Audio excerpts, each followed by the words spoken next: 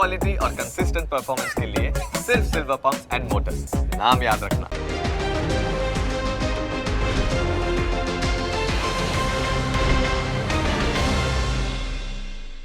Presented by trade bulls. अब trading सबके बस की बात है।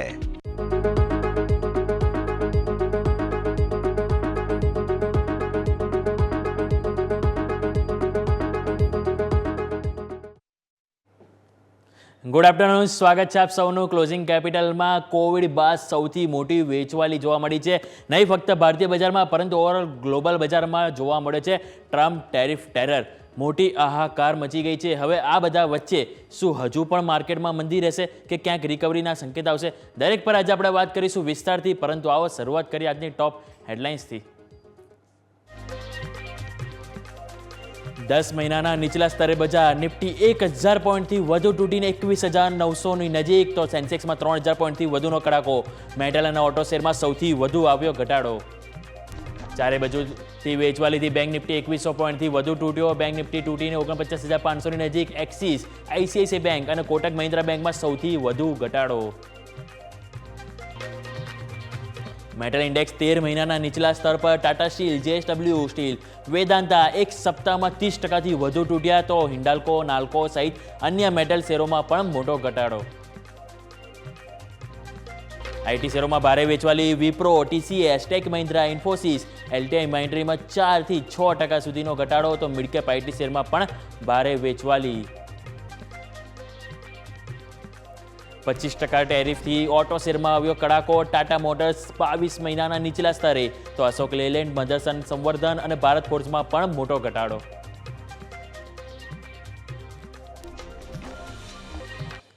આવો સીધા જઈએ અમારા ઇન્ટરેક્ટિવ વોલ તરફ। અને હવે જ્યારે માર્કેટ આવું ઇરેશનલ બિહેવિયર કરતો હોય છે, એવા ટાઈમે સ્વાભાવિક છે કે સપોર્ટ એટલા કોઈ કામ કરતા નથી હોતા।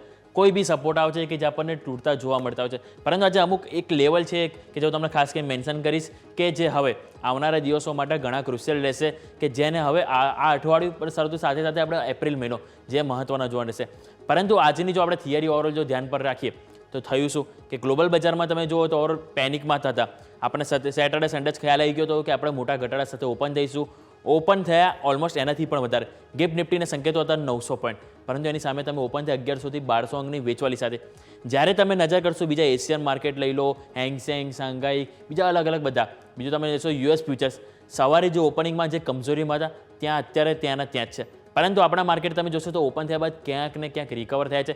એટલે કે ઓવરઓલ દરેક જે એક્સપર્ટ છે માર્કેટમાં ગ્લોબલ લેવલ, એ લોકો પણ માની રહ્યા છે કે જે ટેરિફની અસર જે અન્ય દેશો ઉપર થશે એટલી ભારતને અહીંયાથી એટલી નહીં પહોંચે। હા થશે, ઘણા ચેલેન્જીસ અહીંયાથી તેઓ પણ સહન કરવા પડશે, પરંતુ અધર કન્ટ્રીઝની સરખામણીમાં તે ક્યાંક ને ક્યાંક મજબૂત છે એવું એમનું માનવું છે। અને એ જ કારણથી આપણે જોવો તો ભારતીય બજારમાં ક્યાંક ને ક્યાંક થોડીક 200-300 પોઈન્ટની રિકવરી આવી। હવે કયા લેવલ છે જે ધ્યાન પર રાખવાના, આવો સૌથી પહેલાં આપણે એ નજર કરીએ। તો સૌથી પહેલાં આપણે જોઈએ કે નિફ્ટીમાં ડેઇલી ચાર્ટમાં તમે નજર કરશો તો જે આપણે ભય હતો કે તમે અહીંયાથી ઓપન થશો ઓલમોસ્ટ ભારે ઘટાડા સાથે, તમે ઘટાડા સાથે ઓપન થયા, પરંતુ તમે નજર કરો એક તો તમારા માટે જે મહત્વનું એક આ લેવલ હતું જેની નીચે તમે ઓપન થયા, લેવલ હતું 22,350, રાઈટ। અને નીચેની તરફ તમારા માટે એક મહત્વનું એના બાદ લેવલ હતું તે છે 21,800। આ તમે નજર કરો 21,800 કે જ્યાં તમને આજે સપોર્ટ મળ્યો છે। એ લેવલ તમે અહીં નજર કરશો તો સ્વાભાવિક છે કે તમે જોવા મળશે ઓલમોસ્ટ 3 થી 4 અઠવાડિયા પહેલાં। પરંતુ આ લેવલ એ છે કે તમે થોડા આગળ તમે નજર કરશો તો તમને જાન્યુઆરી કે એ મહિનામાં ત્યાં તમને આ લેવલ જોવા મળશે, અને એ લેવલ હતું કે જ્યાં તમે ગેપ અપ ઓપનિંગ થયા હતા ત્યાં તમે આવી ગયા। એટલે એ તમારા માટે લેવલ છે 21,800। એ બાદ તમે આ બીજું લેવલ તમારા માટે ડ્રો કર્યું છે, એ તમારા માટે છે 21,286। આ લેવલ છે તમારા ઇલેક્શન દિવસના લો। જ્યારે ઇલેક્શનમાં ભારે ઘટાડો આવ્યો હતો પરિણામ બાદ, ત્યારે તમે જો 21,286ને તમે ટચ કરીને ઉપર આવ્યા હતા। હવે તમે 21,800 આ લેવલ છે કે તમે આજે સાચવવાના પૂરેપૂરા પ્રયત્ન કર્યા છે। તમે 15 મિનિટમાં પણ જોશો તો તમને હાઇલાઇટ થશે કે આ લેવલ તમે 2 થી 3 વખત સસ્ટેન કર્યા છે। એટલે કે હવે તમારા 21,800નું એક લેવલ છે જે મહત્વનું છે, એ તો તમારે વોચ કરવાનું રહેશે। પરંતુ કોઈ કારણસર માની લો કે હજુ આ મંદી આવતીકાલે પણ કન્ટિન્યુ થાય છે તો 21,286 છે જે મેઇન સપોર્ટ રહેશે। એ કોઈ પણ સંજોગોમાં આપણે અહીંથી બ્રેક ના થવો જોઈએ, કારણ કે એ ઘણો મહત્વનો સપોર્ટ આપણને જોવા મળે છે। એટલે કે અહીંયાથી 21,800 અને 21,286 આ બે આપણે લેવલ થઈ ગયા, જે તમારા માટે હું અહીંયા લખી દઉં 21,800 અને નીચે 21,286। આ 2 લેવલ છે કે જે સપોર્ટ તરીકે કામ કરશે, આ ફર્સ્ટ અને આ સેકન્ડ. હવે નીચે ઉપર રેઝિસ્ટન્સ શું? રેઝિસ્ટન્સમાં આપણે કોઈ જ રોકેટ સાયન્સ નથી દોડવું. આજનો આપણે જે હાઈ છે સૌથી પહેલાં એ પકડી લઈએ, જે તમારા માટે છે 22,190, એટલે કે 22,190 એ પહેલાં તમારે ક્રોસ કરવાનું રહેશે. જો આજે તમે એની ઉપર ક્લોઝ નથી આપતા તો જોવાનું રહેશે કે આવતીકાલે 22,190નું લેવલ તમારા માટે ક્રોસ થાય છે કે નહીં. જો તમે ક્રોસ થઈ જાઓ તો એની ઉપર તમારા માટે લેવલ આવશે, એ છે 22,350. એ શા માટે? તે આ જે કન્સોલિડેશન પીરિયડનો જે રેન્જ આપણે તમે જોઈ રહ્યા છો આ લાઈન, એ તમારા માટે છે 22,350. એટલે કાલે તમે આ હાઈ ક્રોસ કરીને ઉપર જાઓ છો તો તમારા માટે આ જે લેવલ છે એ એક વખત આવશે 22,350. ત્યાં એક વખત તમને હડલ આવી શકે, અને જો 22,350 પણ તમે વટાવી દો તો સ્વાભાવિક છે કે 22,500 થી 22,600ની રેન્જ છે કે જે અહીંયાથી એક અવરોધરૂપ જોવા મળી શકે. પરંતુ ઓવરઓલ ટ્રેન્ડ હજી પણ જોઈએ તો વીક આપણને જોવા મળી રહ્યો છે, કેમ કે જે રીતે ઘટાડામાં આવે છે સ્વાભાવિક છે કે હજુ જે આગળ મંદી આવવાની છે એ આવી રીતે કન્ટિન્યુ 700-800 પોઈન્ટ ઘટાડા સાથે તમને નહીં જ આવે. આવશે તો થોડી આવશે, ક્યારેક તમને રિકવરી આવશે, એમ કરીને તમને જોવા મળી શકે. પરંતુ જ્યાં સુધી હવે તમે અહીંયાથી 22,350 અને જે બાદ આ 22,500 આ 2 લાઈન તમે ક્રોસ ના કરો ત્યાં સુધી તમને માર્કેટમાં સેલ ઓન રાઇઝ, એટલે કે વધારે અહીંયાથી વેચવાલીની સલાહ અહીંથી તમને જોવા મળશે. ટ્રેન્ડ પણ તમને એ રીતનો બનતો જોવા મળશે. પરંતુ આ વાત થઈ ડેઈલીની. હવે એક વખત આપણે વીકલી ચાર્ટ લઈને આવ્યો તો વીકલી ચાર્ટમાં પણ તમે નજર કરશો ને તો ઘણી જે કમજોરી જે છે એ ચાર્ટમાં તમને જોવા મળશે. કારણ કે એક ટાઈમ તમે નજર કરશો તો માંડ તમે અહીંથી રિકવરી જોવા મળી હતી. આ તમે માર્ચ મહિનામાં નજર કરો તો રિકવરી આવી બાદ જે બાદ તમે 10 અને 50 બંને EMA તમે ક્રોસ કર્યા હતા. અને હવે તમે નજર કરશો તો 10, 15, 10 ને 50 તો ઠીક છે, તમે નજર કરશો તો 100 EMA પણ તમે નીચે આવી ગયા છો. અને એ તમારો લેવલ જો હવે તમે આ લેવલ આ તમે એક વખત 2 અને 3 વખત આ 21,800 હતો ત્યાં સપોર્ટ લીધો હતો, અને આજે પણ તમને ત્યાં સપોર્ટ મળે છે. એટલે મેં તમને ખાસ કંઈ ડ્રો કર્યું કે 21,800 મહત્વનું છે. હવે આ જે લાઈન તમે જોઈ રહ્યા છો એ તમારા માટે છે આ ઇલેક્શન ટાઈમનો લો જે તમારા માટે બન્યો હતો, એ છે અહીંયાથી 21,286. એટલે કે 21,286 તો મહત્વનું છે જ, પરંતુ એની પહેલાં તમારા માટે અહીંથી જોવાનું રહેશે 21,800 જે તૂટવું ના જોઈએ. એ તૂટતા તમને વધારે કમજોરી જોવા મળી શકે છે. એટલે ઓવર આપણને વીકલી ચાર્ટ પણ ક્યાંક ને ક્યાંક સંકેતો તો નેગેટિવ જ આપી રહ્યા છે. 15 મિનિટ આપણે જોઈએ. 15 મિનિટમાં આપણને અહીંથી શું સેટઅપ બનતું જોવા મળ્યું છે. 15 મિનિટમાં તમે આજે જોશો તો 21,800 જે તમને હાઇલાઇટ કરી રહ્યો છો એ તમે નજર કરો.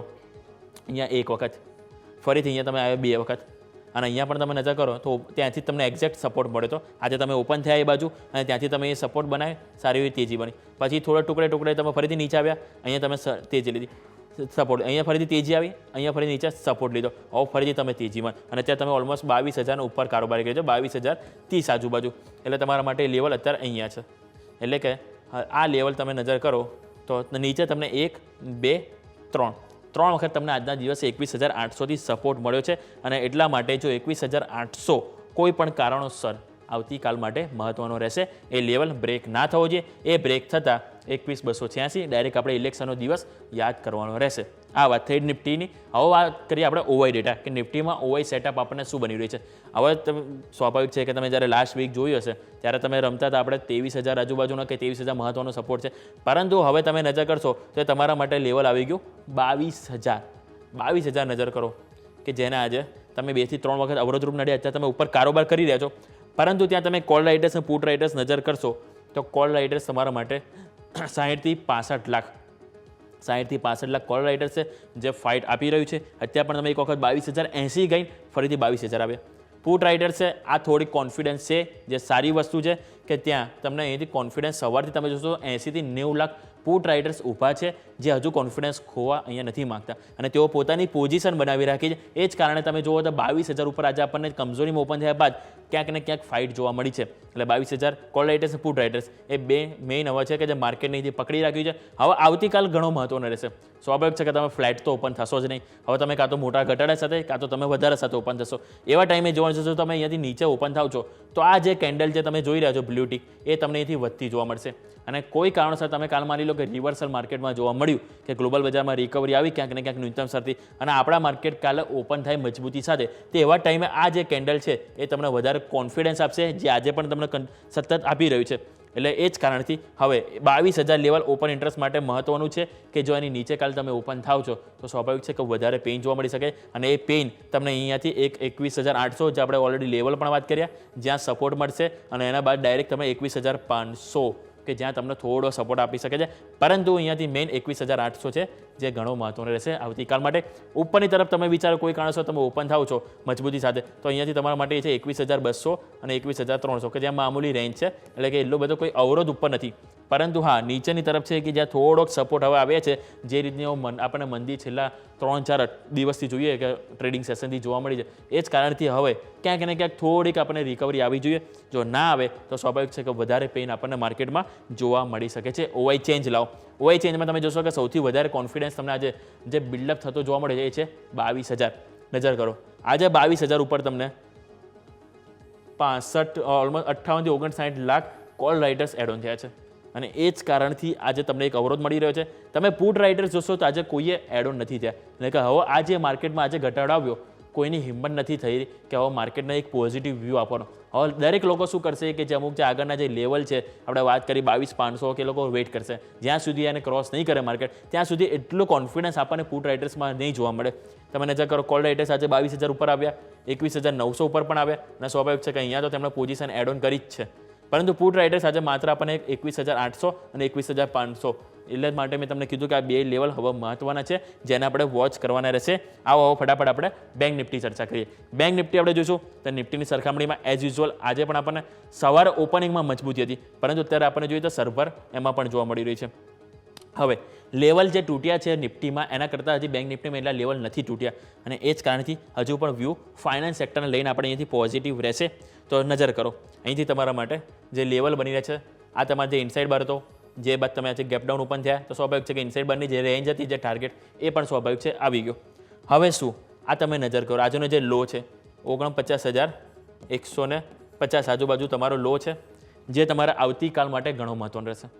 પહેલો તમારો સપોર્ટ રહેશે 49,150. જો એ પણ બ્રેક થાય છે તો તમારા માટે આ જે ગેપ છે એ પૂરો આવી શકે છે, અને ગેપ તમારા માટે થાય છે 48,495. એટલા માટે 49,150 એ 495, એટલે કે 600 થી 700 પોઈન્ટનો ઘટાડો વધારે તમે આવી શકો છો. જો ગઈકાલે તમે આવતીકાલે તમે 49,150 બ્રેક કરો છો તો તમારા માટે 48,495 સુધીના લેવલ ઓપન થઈ શકે છે. નિફ્ટીની સરખામણીમાં બેંક નિફ્ટીમાં કેમ પોઝિટિવિટી છે એ તમને જુઓ. નિફ્ટીમાં આપણે શું જોયું, આજે અહીંયાથી તમને જે લેવલ જોઈ રહ્યા છો ફેબ્રુઆરીથી માર્ચમાં, એની પણ નીચે તમે અત્યારે કારોબાર કરી રહ્યા છો નિફ્ટીમાં. પરંતુ બેંક નિફ્ટીમાં તમે જો હજુ તમે અડધે જ પહોંચ્યા છો, હજુ પણ તમારી પાસે જગ્યા છે, એટલે કે ક્યાંક ને ક્યાંક મજબૂતી તમને અહીંયા બેંક નિફ્ટીમાં વધારે જોવા મળી છે. અને એ જ કારણથી હું નિફ્ટી કરતાં બેંક નિફ્ટીમાં હજુ પણ વ્યૂ થોડોક પોઝિટિવ આપણને જોવા મળ્યો છે, કે જ્યારે પણ રિકવરી આવશે તો આ છે સેક્ટર કે ફાઇનાન્સ સેક્ટર કે જે થોડુંક આપણને મજબૂતી નિફ્ટી કરતાં વધારે બતાવી શકે છે. આવો આપણે જોઈએ વીકલી ચાર્ટ અહીંયાથી શું સેટઅપ બન્યું છે. વીકલી ચાર્ટમાં પણ જોશો તો નિફ્ટીની જેમ બેંક નિફ્ટીમાં તમને વધારે સેટઅપ બન્યું છે. તમે નજર કરી આપણે નિફ્ટીમાં તમે અહીંયા આવી ગયા છો ઓલમોસ્ટ, કે તમારા જે મિડ ફેબ્રુઆરી છે ત્યાંથી તમે નીચે આવી ગયા, પરંતુ હજુ તમે અહીંયા ઇન સેન્ટર છો, એટલે કે ક્યાંક ને ક્યાંક વીકલી ચાર્ટમાં પણ તમે પોઝિટિવ છો બેંક નિફ્ટીમાં, અને આપણે જુઓ તો ડેઇલીમાં પણ તમને ક્યાંક ને ક્યાંક મજબૂતી હજુ પણ ટકાવી રાખી છે. અને તમે આજે પણ ભલે કમજોરી સાથે ઓપન થયા છો, પરંતુ આ મેઇન લેવલ છે જે તમારે ખાસ કરીને ધ્યાન પર રાખવાનું રહેશે 47,890. જ્યાં સુધી વીકલીમાં તમે 47,890 ને ક્રોસ ના કરો, એટલે કે એની નીચે બ્રેક ના થાવ અને વીકલીમાં ક્લોઝ ના આવે, ત્યાં સુધી તમે એવું નહીં માનો કે હવે આપણે નેગેટિવ એટલે કે બેરિશ વ્યૂ આપણે આવી ગયો છે બેંક નિફ્ટીમાં. એની નીચે ક્લોઝ આવ્યા બાદ આપણે એવું વિચારીશું કે હવે બેંક નિફ્ટી પણ મંદીના મૂડમાં જોવા મળી છે, એટલે કે 47,890 જે વીકલી માટે એક મહત્વનું લેવલ છે જેને વોચ કરવાનું આપણે રહેશે. પરંતુ આવો હવે જોઈએ 15 મિનિટનું. 15 મિનિટમાં તમે આજે જોશો તો ડેઇલી સેટઅપ આપણને જે જોવા મળ્યું છે એમાં પણ સેમ નિફ્ટીની જેમ તમે નજર કરશો તો તમે ગેપ ડાઉન ઓપન થયા, ઓપન બાદ તમે થોડું કન્સોલિડેશન જોવા મળ્યું. કન્સોલિડેશન બાદ એક વખત તમે જે દિવસના જે લો હતા એ પણ તોડ્યા, પરંતુ ત્યાંથી તમે ફરીથી રિકવરી આવી અને અત્યારે તમે ઓલમોસ્ટ 49,500 એને જાળવવાના સતત પ્રયત્ન કરી રહ્યા છો. 49,500 જાળવે તો ચલો વેલ એન્ડ ગુડ, પરંતુ જેમ આપણે વાત કરી 48,900 જે એક લેવલ છે કે જે બ્રેક ના થવું જોઈએ, અને એનાથી પણ વહેલા જે ગઈકાલે આપણે આવતીકાલે જોવાનું રહેશે એ છે 49,150, એટલે કે આજનો લો જે આવતીકાલ માટે ઘણો મહત્વનો રહેશે. એ બ્રેક થતાં આવતીકાલે આપણને વધારે પેઇન જોવા મળી શકે, પરંતુ જ્યાં સુધી બ્રેક ના થાય ત્યાં સુધી કોઈ ચિંતાનો વિષય નથી. અને ઉપરની તરફ જે લેવલ છે એ છે તમારા માટે 50,436, કે જેની ઉપર તમે અહીંયાથી વટાવો આ લેવલને, જે બાદ થોડીક રિકવરી સ્પીડમાં જોવા મળી શકે. જ્યાં સુધી આ લેવલ ના વટાવો ત્યાં સુધી અહીંયા પણ થોડુંક આપણને દબાણ એટલે કે સેલ ઓન રાઇસ આપણને બેંક નિફ્ટીમાં પણ જોવા મળી શકે છે. આવો હવે ઓવાઈ ડેટા જોઈએ. ઓવાઈ ડેટામાં આપણને શું સેટઅપ બનતું જોવા મળ્યું છે. ઓવાઈમાં તમે નજર કરશો તો 49,500 હવા એક લેવલ આવી ગયું. પહેલાં તમારા માટે હતું 50,500, 51,500. હવે તમે જ્યારે આજે ગેપ ડાઉન ઓપન થયા 2000 પોઈન્ટની કમજોરી એટલે 51,500થી સીધા તમે આવી ગયા 49,500. ત્યાં તમે નજર કરો પુટ રાઇડર્સ થોડાક સારા છે જે સપોર્ટ આજે આપી રહ્યા છે, પરંતુ કોઈ કારણોસર તમે આજે આ બ્રેક કરો છો આજે કાં તો આવતીકાલે અને નીચે તમે ક્લોઝિંગ થાવ તો તમારા માટે ડાયરેક્ટ 49,000 છે જ્યાં મેઇન સપોર્ટ આવે છે. 8.5 લાખ પુટ રાઇડર્સ આપણને ત્યાં જોવા મળી રહ્યા છે. કાલે માનો કે કોઈ કારણોસર રિકવરી આવે, આપણે બંને સાઈડ વિચારવું પડે. જ્યારે માર્કેટ આવી મોટી ઇવેન્ટ જ્યારે હોય, જ્યારે માર્કેટ અલગ ગ્લોબલ બજાર જ્યારે ખરાબ હોય ત્યારે આપણે બે સાઈડ વિચારીને જોવું પડે કે પોઝિટિવ થાય તો કયા લેવલ ધ્યાન રાખવા અને નેગેટિવ થાય તો કયા લેવલ રાખવા. તો નીચેની તરફ આપણને જે સપોર્ટ દેખાઈ રહ્યો છે 49,000 ઉપર છે, પરંતુ ઉપરની તરફ એક વખત અવરોધ છે કે જે છે તમારા માટે 50,000 કે કોઈ કારણસર એક વખત 50,000 તમે જાઓ તો ત્યાં તમને એક થોડુંક અવરોધ આવી શકે અને સેલ ઓન રાઇઝ જોવા મળે. હા, એને વટાવીને તમે ક્લોઝ આપો ડેલી કેન્ડલમાં તો વેલ એન્ડ ગુડ, કોઈ ચિંતા નથી. આવો ઓઆઈ ચેન્જ જોઈએ. ઓઆઈ ચેન્જમાં તમે જોશો તો આજે જે કોન્ફિડન્સ જે આવે છે જો પુટ રાઇડર્સે પોતાનું કોન્ફિડન્સ ટોટલી ખોઈ ચૂક્યા છે. અહીંયા નજર કરો 50,000 ઉપર ઓલમોસ્ટ એમની પોઝિશન સાફ થઈ ગઈ. તમે નજર કરીએ 49,500 ત્યાં પણ તેઓ કોન્ફિડન્સ ખોયો છે. બીજું તમે નજર કરશો તો 49,000 ત્યાં પણ તેઓ કોન્ફિડન્સ ખોયો અને એની આગળ 48,500. એટલે દરેક સ્ટ્રાઇકમાંથી તમે નજર કરશો તો બહુ હેવી તમને અહીંથી પુટ રાઇડર્સ સ્ક્વેર અપ જોવા મળી છે પોઝિશન, પરંતુ કોલ રાઇડર્સમાં તમે જુઓ તો 50,000 ઉપર આજે સૌથી સારી એવી પોઝિશન બિલ્ડ થઈ છે. એટલે આ 50,000 લેવલ છે કે જે આખા અઠવાડિયા દરમિયાન એક અવરોધ રૂપ અહીંથી બેંક નિફ્ટી માટે બની રહેશે. એટલે સૌની નજર રહેશે તો છે 7 થી 9 એટલે કે 9 તારીખે જે વ્યાજ દર ઉપર નિર્ણય આવશે, જો ક્યાંક કંઈક ને કંઈક પોઝિટિવ આવે, વ્યાજ દરમાં ઘટાડો કરવામાં આવે તો સ્વાભાવિક છે કે આ અવરોધ આપણા માટે નહીં રહે અને આપણને સારી એવી તેજી ફરીથી બેંક નિફ્ટીમાં જોવા મળી શકે છે. અને બીજું એક આ લેવલ છે કે 49,500 જ્યાં પણ કોલ રાઇટર્સે પોતાનું કોન્ફિડન્સ અહીંથી મેળવે છે. એટલે ઓવરઓલ આપણે વાત કરી નિફ્ટી બેંક નિફ્ટી, સ્વાભાવિક છે કે આજે જે દિવસના જે લો હતા ત્યાંથી તમને રિકવરી જરૂર આવી છે, પરંતુ આ એટલી શાર્પ રિકવરી નથી આવી કારણ કે ઓવરઓલ જે ગ્લોબલની જે પરિસ્થિતિ જે ખરાબ છે એટલી જલ્દી રિકવરીના સંકેતો આપણને હાલ નથી જોવા મળે.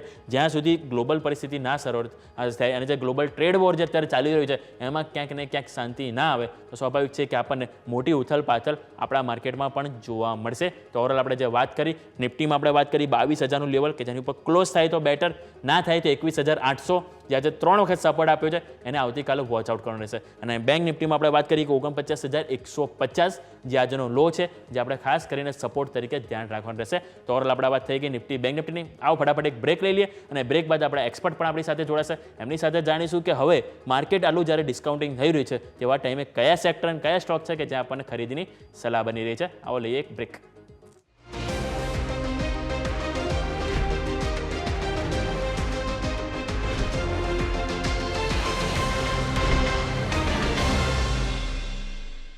બ્રેક બાદ સ્વાગત છે. આવો નજર કરીએ માર્કેટ ઉપર તો 22,000ના લેવલ સાચવવાના પૂરેપૂરા પ્રયત્ન જોવા મળી છે. બેંક નિફ્ટી પણ 49,500 છે કે જ્યાં આજે આપણને એક ચાન્સીસ છે કે ક્યાંક ને ક્યાંક ક્લોઝિંગ જોવા મળી શકે, પરંતુ હવે આવા માર્કેટમાં તમે નજર કરશો તો મિડ કેપ અને સ્મોલ કેપમાં તમે જોવો તો આજે સવારે 10%થી વધારે કમજોરી તમને ઓપનિંગ ફેરી જોવા મળી હતી. અત્યારે તમે નજર કરો તો સ્મોલ કેપના તમને માત્ર 4.5% કમજોરી એટલે કે ન્યૂનતમ સરથી 6%થી વધારે રિકવરી તમને સ્મોલ કેપમાં જોવા મળી છે.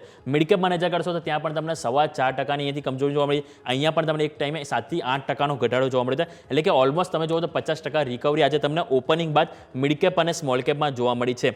પરંતુ બ્લુ ચિપ સ્ટોક પણ ઘણા બધા એવા છે કે જે આજે ખાસા એવા પીટાયા છે. તો આવો આપણે મારા સહયોગી યશ પણ જોડાઈ ગયા છે, તો યશ પાસે જઈએ અને જાણીએ કે હવે આજના માર્કેટમાં સ્વાભાવિક છે કે ગેઇનર્સ તો આપણને જોવા નહીં મળે, પરંતુ જે કમજોરીમાં આપણે જોઈએ તો ઘણા બધા સ્ટોક છે કે જે બહુ મોટા લેવલ આજે આપણે અહીંયાથી ક્રેકડાઉન થતા જોવા મળે છે. તો યશ જણાવો કયા સ્ટોક છે કે જે આજે સૌથી વધારે આપણને પ્રેશર માર્કેટમાં બતાવી રહ્યા છે? યશ, કયા સ્ટોક નથી સવાલ એ જ ઊભો થાય કારણ કે યોમિક નિફ્ટીના 3 સ્ટોક દિવસની શરૂઆતમાં જો લોઅર સર્કિટ બતાવતા હોય, આઈ મીન આનાથી મોટી ચિંતાવાળી સાઇન કઈ હોઈ શકે એ સૌથી પહેલો સવાલ.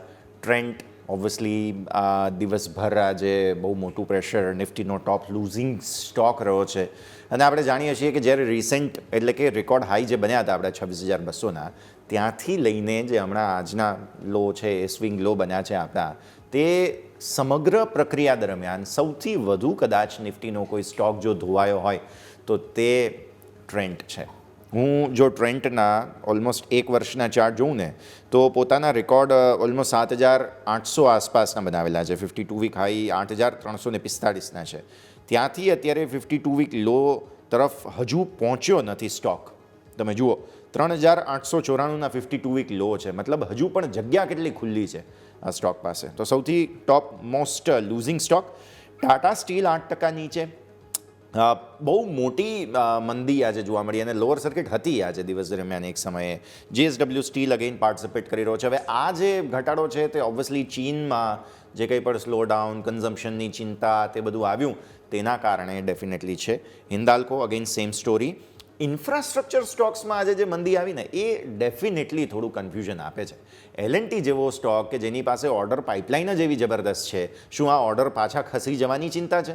એ પણ એક બહુ મોટો સવાલ. કારણ કે L&T જેવો સ્ટોક તમે વિચાર કરો 7% નિફ્ટીનો કોમ્પોનન્ટ કોઈ નિફ્ટી 50નો કોમ્પોનન્ટ કોઈ 7% ઘટતો હોય, obviously there are some concerns, there are some problems. અચ્છા, મજબૂતી ધરાવનારા બે સ્ટોક્સ એક તો હાઇલાઇટ કરવા છે. એક તો દિવસની શરૂઆતમાં ભારતી એરટેલ હતો, પછી ફરી એકવાર ઘટાડો આવી ગયો, પણ સામે HUL છે અત્યારે ફિલહાલ કે જે ડેફિનેટલી નિફ્ટીને બચાવવાની કોશિશ કરી રહ્યો છે અને ડેઝ લોથી સરસ રીતે રિકવર થવાની પણ કોશિશ કરી રહ્યો છે.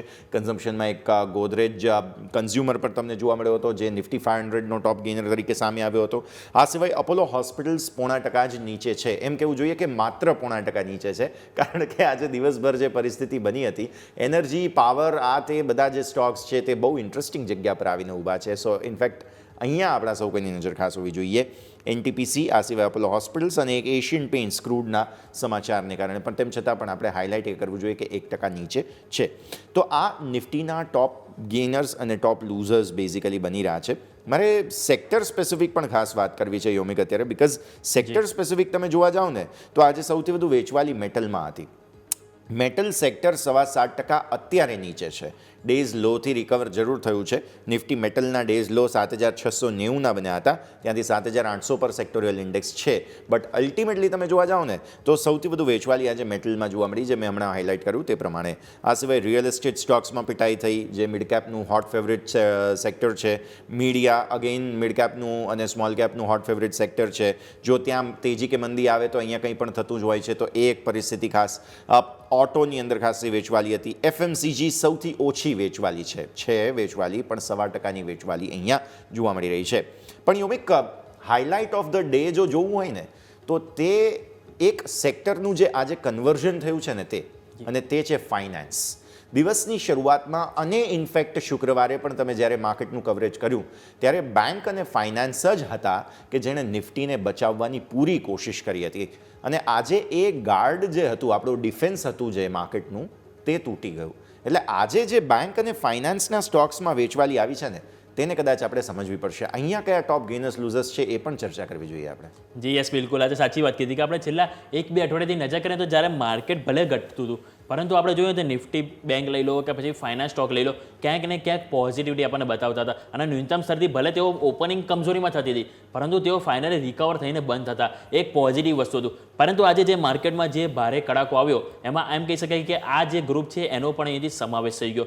પરંતુ આજે આપણે જોઈએ તો બેંક નિફ્ટીમાં સૌથી પહેલાં નજર કરીએ તો બેંક નિફ્ટીમાં આજે આપણને જે ટોપ ગેઇનર લૂઝર છે એની ઉપર આપણે નજર કરવી જોઈએ. તો આપણે નજર કરીએ સૌથી પહેલાં તો બેંક નિફ્ટી, કે જેમાં જે એક ટાઈમે 2500 પોઈન્ટનો પણ કડાકો જોવા મળ્યો હતો. હવે એમાં જોઈએ તો સૌથી વધારે આજે જો કમજોરીમાં આપણને જોવા મળ્યો તે છે કોટક મહિન્દ્રા બેંક. અને આ સ્ટોકે સ્વાભાવિક છે કે સારી એવી તેજી પણ બતાવી છે આપણને, કે 1800થી લઈને જે 2200-2300 સુધીના વન વે આપણને તેજી બતાવી. આજે 0.7%ની કમજોરી આપણને જોવા મળી છે. એક્સિસ બેંક 0.6%ની કમજોરી જોવા મળી છે. ICICI બેંક 5.5%ની મજબૂતી. આ સ્ટોક પણ આપણે જોઈએ કે આજનો જો ઘટાડો ભૂલી જઈએ તેની પહેલાં સારો એવો પોઝિટિવ ટ્રેન્ડમાં ચાલતો હતો, પરંતુ આમાં પણ આપણે જોઈએ તો ઘણા લેવલ તૂટીને સ્ટોક નીચે આવી ગયો છે. HDFC બેંક 4.5%ની કમજોરી, અને ફરીથી એનું જે એક લેવલ હતું 1760 એની નજીક આવી ગયો છે. અત્યારે 1745 આજુબાજુ કારોબાર કરી રહ્યો છે. SBI તો ત્યાં પણ આપણને 4%નો કમજોરી જોવા મળી છે. પરંતુ આવા માર્કેટમાં પણ 4 સ્ટોક એવા છે બેંક નિફ્ટીમાં જે પોઝિટિવ છે.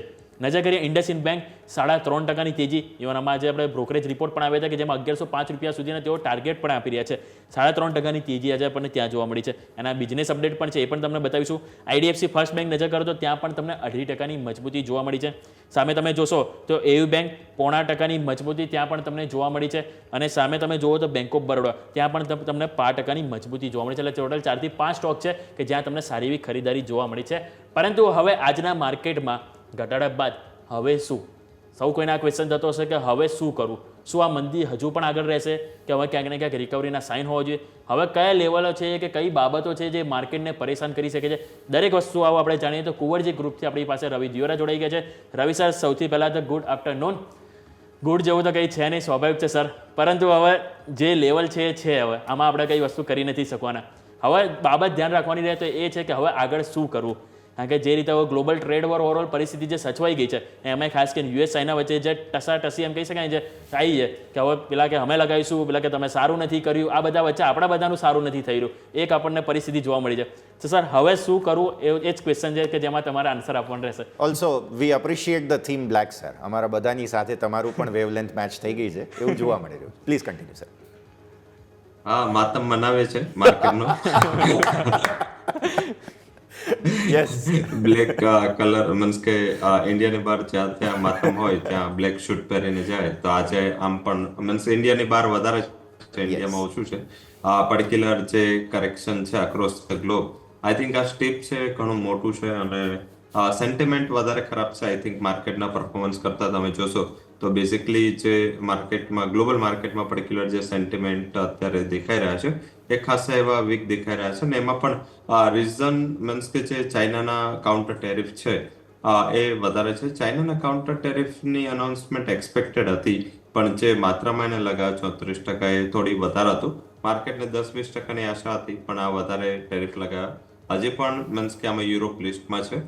ગમે ત્યારે ત્યાંથી પણ એક મીન્સ કાઉન્ટર ટેરિફની આશા કે અપેક્ષા રાખવી જોઈએ. મારા હિસાબે ઇન્ડિયા છે એને આ સિનારીઓ આગળ જતા ઘણો પોઝિટિવ સાબિત થશે એવું દેખાઈ રહ્યું છે. જો આ ટેરિફ હટશે નહીં અને મીન્સ કે યુરોપ અને યુએસ, ચાઇના અને યુએસ વચ્ચેના ટેરિફનું સ્ટ્રક્ચર જળવાઈ રહેશે. મારા હિસાબે આઈટી સેક્ટરને છોડતા બીજા મેજર સેક્ટર એવું નથી દેખાઈ રહ્યું કે જેને કોઈ સસ્ટેનેબલ ઇમ્પેક્ટ હોય. હા, એક ડેન્ટ સેન્ટિમેન્ટ વાઇઝ ગ્લોબલ ઇકોનોમીના જે પર્સપેક્ટિવથી ડેફિનેટલી આપણે આજે જોયું છે, કદાચ 1-2 દિવસ આજે જોઈશું, પણ આગળ જતા ગ્રેન્ડ શૂટ એ હશે કે ઘણા બધા કન્ટ્રીઝની વચ્ચે જે આ ટેરિફ વોર જે સ્પાર્ક થયું છે એમાં એક બિલિંગ ડેસ્ટિનેશન તરીકે ઇન્ડિયા, કારણ કે બધા વચ્ચે આપણા રિલેશન છે એ હજી પણ ન્યુટ્રલ છે. લાઈક કે આપણે ચાઇના ઉપર થોડા ખરાબ રિલેશનમાં ગયા, પણ ધીમે ધીમે આપણે ત્યાં ઇમ્પ્રુવમેન્ટ લઈ લીધું. આઈ થિંક કે રશિયા યુક્રેનમાં બંને વચ્ચે આપણા સારા રિલેશન છે. યુએસ ઇરાન ત્યાં પણ બંને વચ્ચે સારા રિલેશન છે. તો મેજરલી જે આ દેશો છે કે જે મેજરલી ગ્લોબલ ઇકોનોમીઝ છે ત્યાં આપણા કમ્પેરેટિવ રિલેશન ન્યુટ્રલ છે. એટલે ઇન્ડિયા છે એ આગળ જતા એક મોટું બિલિંગ ડેસ્ટિનેશન બની શકે કે ઘણી બધી ગુડ્સ અહીંયા આયાત થાય, અહીંયાથી એને વેલ્યુ ક્રિએશન કરીને એક્સપોર્ટ થાય. આ પણ સિનારીઓ આગળ જતા જોવા મળશે.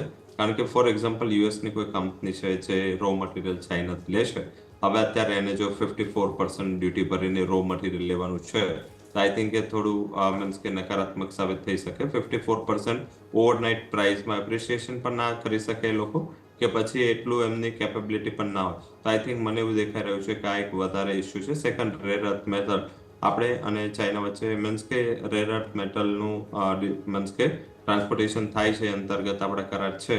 તો I think rare earth metal India આવે અહીંથી યુએસ જાય એવું પણ બની શકે. સાથે ઘણી બધી યુએસની એગ્રીકલ્ચર આઇટમ છે જેના ઉપર 34% ટેરિફ જે ચાઇના લગાવે છે, સસ્ટેનેબલ નથી. કોટન છે, સાથમાં જુવાર છે, ઘણી બધી આઇટમ પર એમને ઇમ્પોર્ટ બેન લગાવે છે. સોયાબીન, સોયા ઓઇલ છે. તો એ બ્રાઝિલ અને ઇન્ડિયા બે ડેસ્ટિનેશન છે જ્યાંથી અને મીન્સ કે ટેરિફ જે છે એની ઇમ્પેક્ટ ઓછી કરવા માટે તમે ડેસ્ટિનેશન ચેન્જ કરી શકો. તો ઘણું મોટું ગ્લોબલ ટ્રેડમાં ચેન્જ થવા જઈ રહ્યો છે.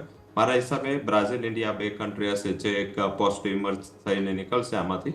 બાકી થોડી ગ્લોબલી ડેન્ટ છે. વધારે ઇસ્યુ ક્યાં થશે? ઇકોનોમીઝ લાઈક તાઇવાન, જે બંને સાઈડ હવે ફસાયું છે.